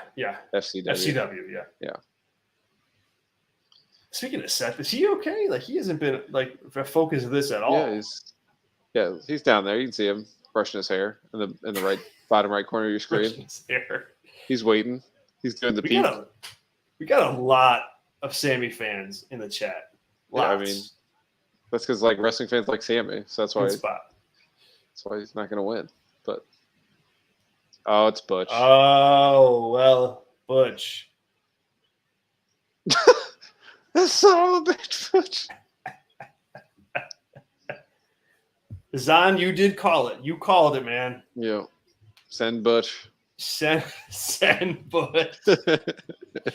Send Butch. I think the answer to my question is, who's taking the big bump? It's going to be Butch. Yeah. Is that a double ladder or just oddly not just one ladder? It's just one. That's the wood ladder. Yes, that's the. You know, when they break it, the one that always breaks is. You know, all of a sudden the metal ladder's wood. Yeah. Spray painted.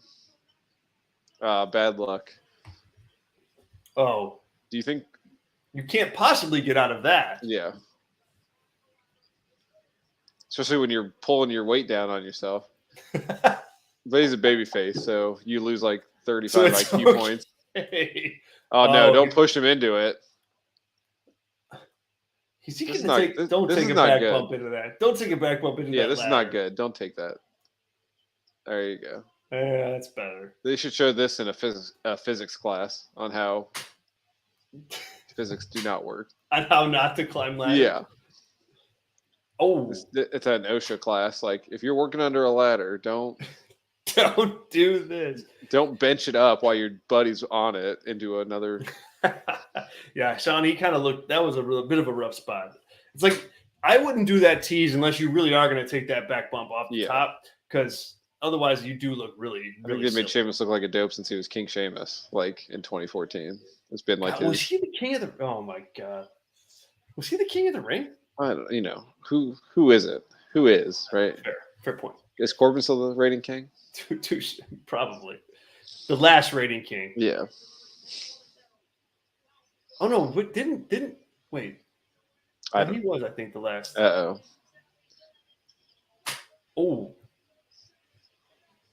Oh, poor Seth. That ladder just landed on Seth.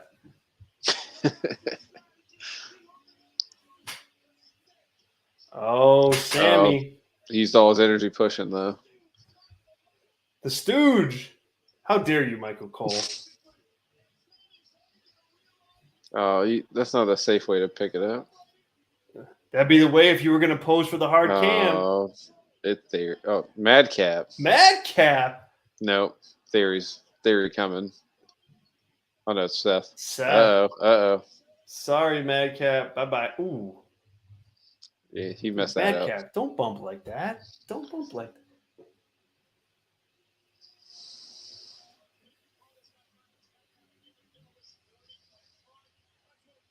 I'll say this right now. Mm-hmm. This match needs I think it needs a big spot. I'm not a stunt bump guy, but I think needs some sizzle. Like Sammy's taking the worst bump, and then Seth after him. Like, they both took spots on the ladder. Like, Seth took the flat back, and then Sammy did that like weird spot in the corner. Yeah, no, you're right. Yeah, but those are like, those are spots certainly, but yeah, they're not like tipped over to the outside. moonsault onto a ladder that's in between the. Oh, you had the moonsault. I don't know. For some reason, though, I think you need something more car crash-esque. Like where they roll off the ladder and he goes through the ladder, right? And just fully takes himself out by going too big. Yeah, right.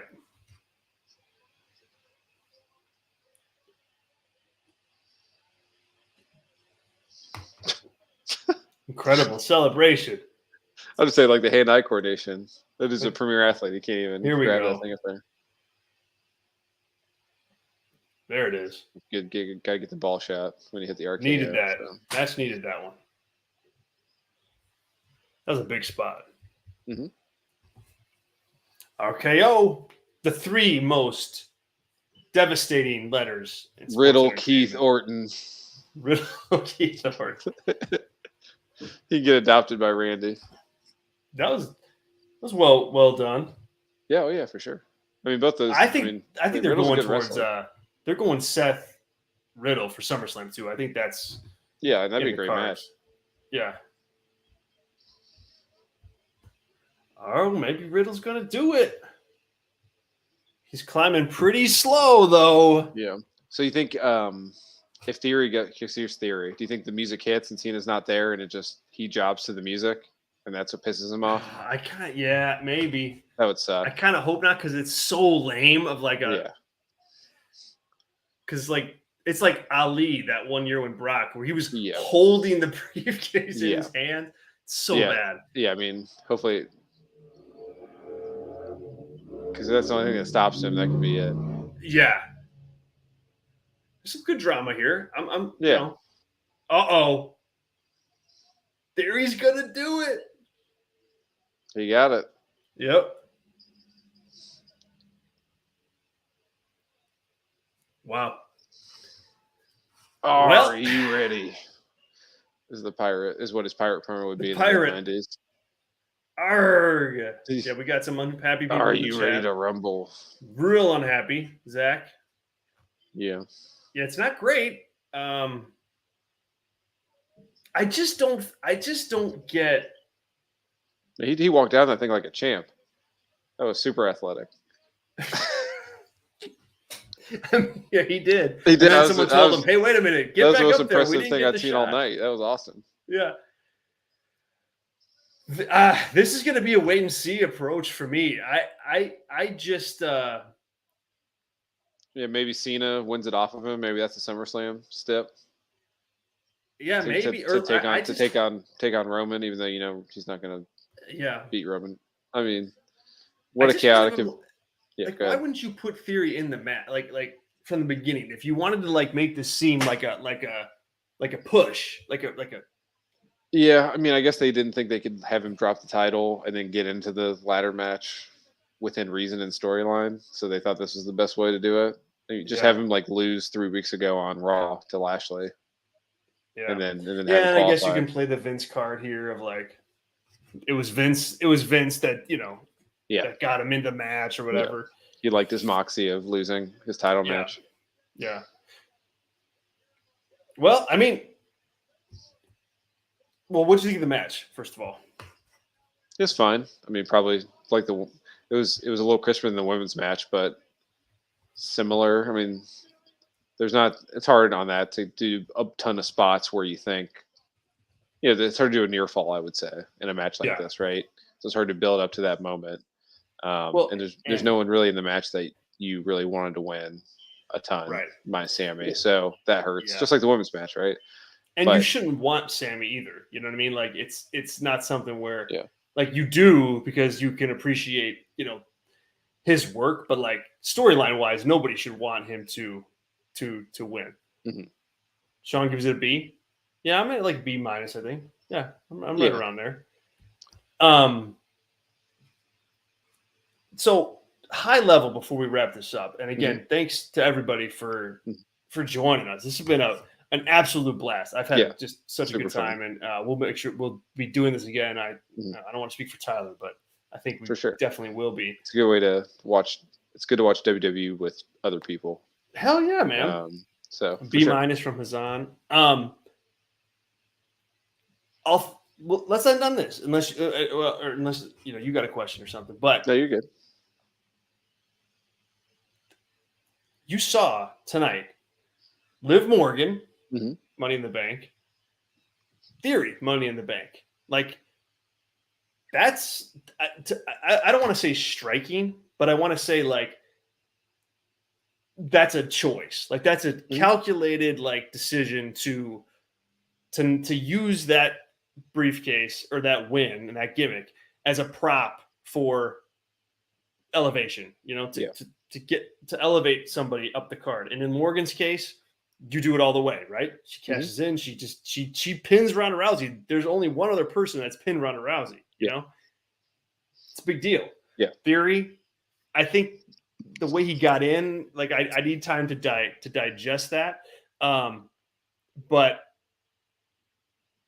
at the same time, it totally makes sense for the gimmick. And for where he is and for the trajectory that he's on, right or wrong, it makes sense. But it's a calculated effort that this is not just a like, hey, we're going to do this, but we're actually going to try to use this thing to make some guys. And I think for that alone, I think it's a thumbs up from me. Yep. Thumbs up. You too? Yeah. All right. I mean, if you have a good amount of C matches, which I don't think are bad matches, I think a C is a passing grade, right? It is a perfectly acceptable professional wrestling match at this level. Is a C, right? Doesn't mean it's bad. F is bad. Yes. So F is not good. So yeah, a lot of newsworthy stuff, like you said. At some point, you do have to transition and try and make some younger people. Right. You have to put more than the same 4 men and 4 women in the same spot over and over and over and over and over again, right? You can't be doing that for 10 years on end, right? That's just bad. Right. So every aspect of WWE has, a transition era where you're trying to figure out who your stars are, and then those stars run for a long period of time, and then you have another cycle of trying to find new stars, and that's just the way it always goes. So, we might be entering into the beginning period of that here. We probably have already been in it for a minute when we look back 20 years from now. But yeah, so I enjoyed the show thoroughly, and I'll wait and see with Theory. It makes at least Raw more interesting to see where it goes and what he does. Is his story with Cena involving this, or is it just building him up? Is he on the Seth Rollins route? I know I've said it a lot tonight, but it feels like they're really pushing that hard. So it does. I mean, it really does, and I think that's. That'll be what we watch next. Like, what do they do with it? What do they do with it? What does he do with it? The same thing with Liv. Like, all right, she's the champion now. Like, time to step up. For sure. Dude, a blast, man. That was fun. Yeah, it was. And awesome. I think I'll get my technical issues good to go next time, but probably have to make like a note for. I'm curious, like, not people watching it, obviously, thank you, but someone that is watching this maybe down the line, probably a good way for us to like pinpoint when we're watching it so we can make sure we're watching on the queue at the same point. So, but yeah, it was really good, and I had a great time. Thank you. Oh, go ahead. No, you go. I just thank everyone for watching it with us, and hopefully we're a good second screen opportunity. And if you have any notes, please let us know, because we just want to make this better and get some mystery guests next time, probably. That we will have the mystery guests for sure. Well, we'll have Adam Pierce come out and add somebody randomly last second. Yeah, and we'll have Wade like cut in and say, "Hey, I'm adding this third person to the show tonight." Yeah. No, it was fun. It was really a blast. Yeah, I agree. Thank you to everybody for tuning in and hanging out with us. It's been fun. This is we'll keep this up, I think, for sure. And you can check us out on the Fireside Chat on Thursdays, and with all sorts of different content throughout the week. Of course, here and on PWTorch.com, we'll have obviously full coverage of Money in the Bank, and everything along with that tonight and into the future as well. But Tyler, been a blast, man. Yeah, thanks for doing this. Yeah, been fun, and we'll catch you guys next time. Have a good 4th of July.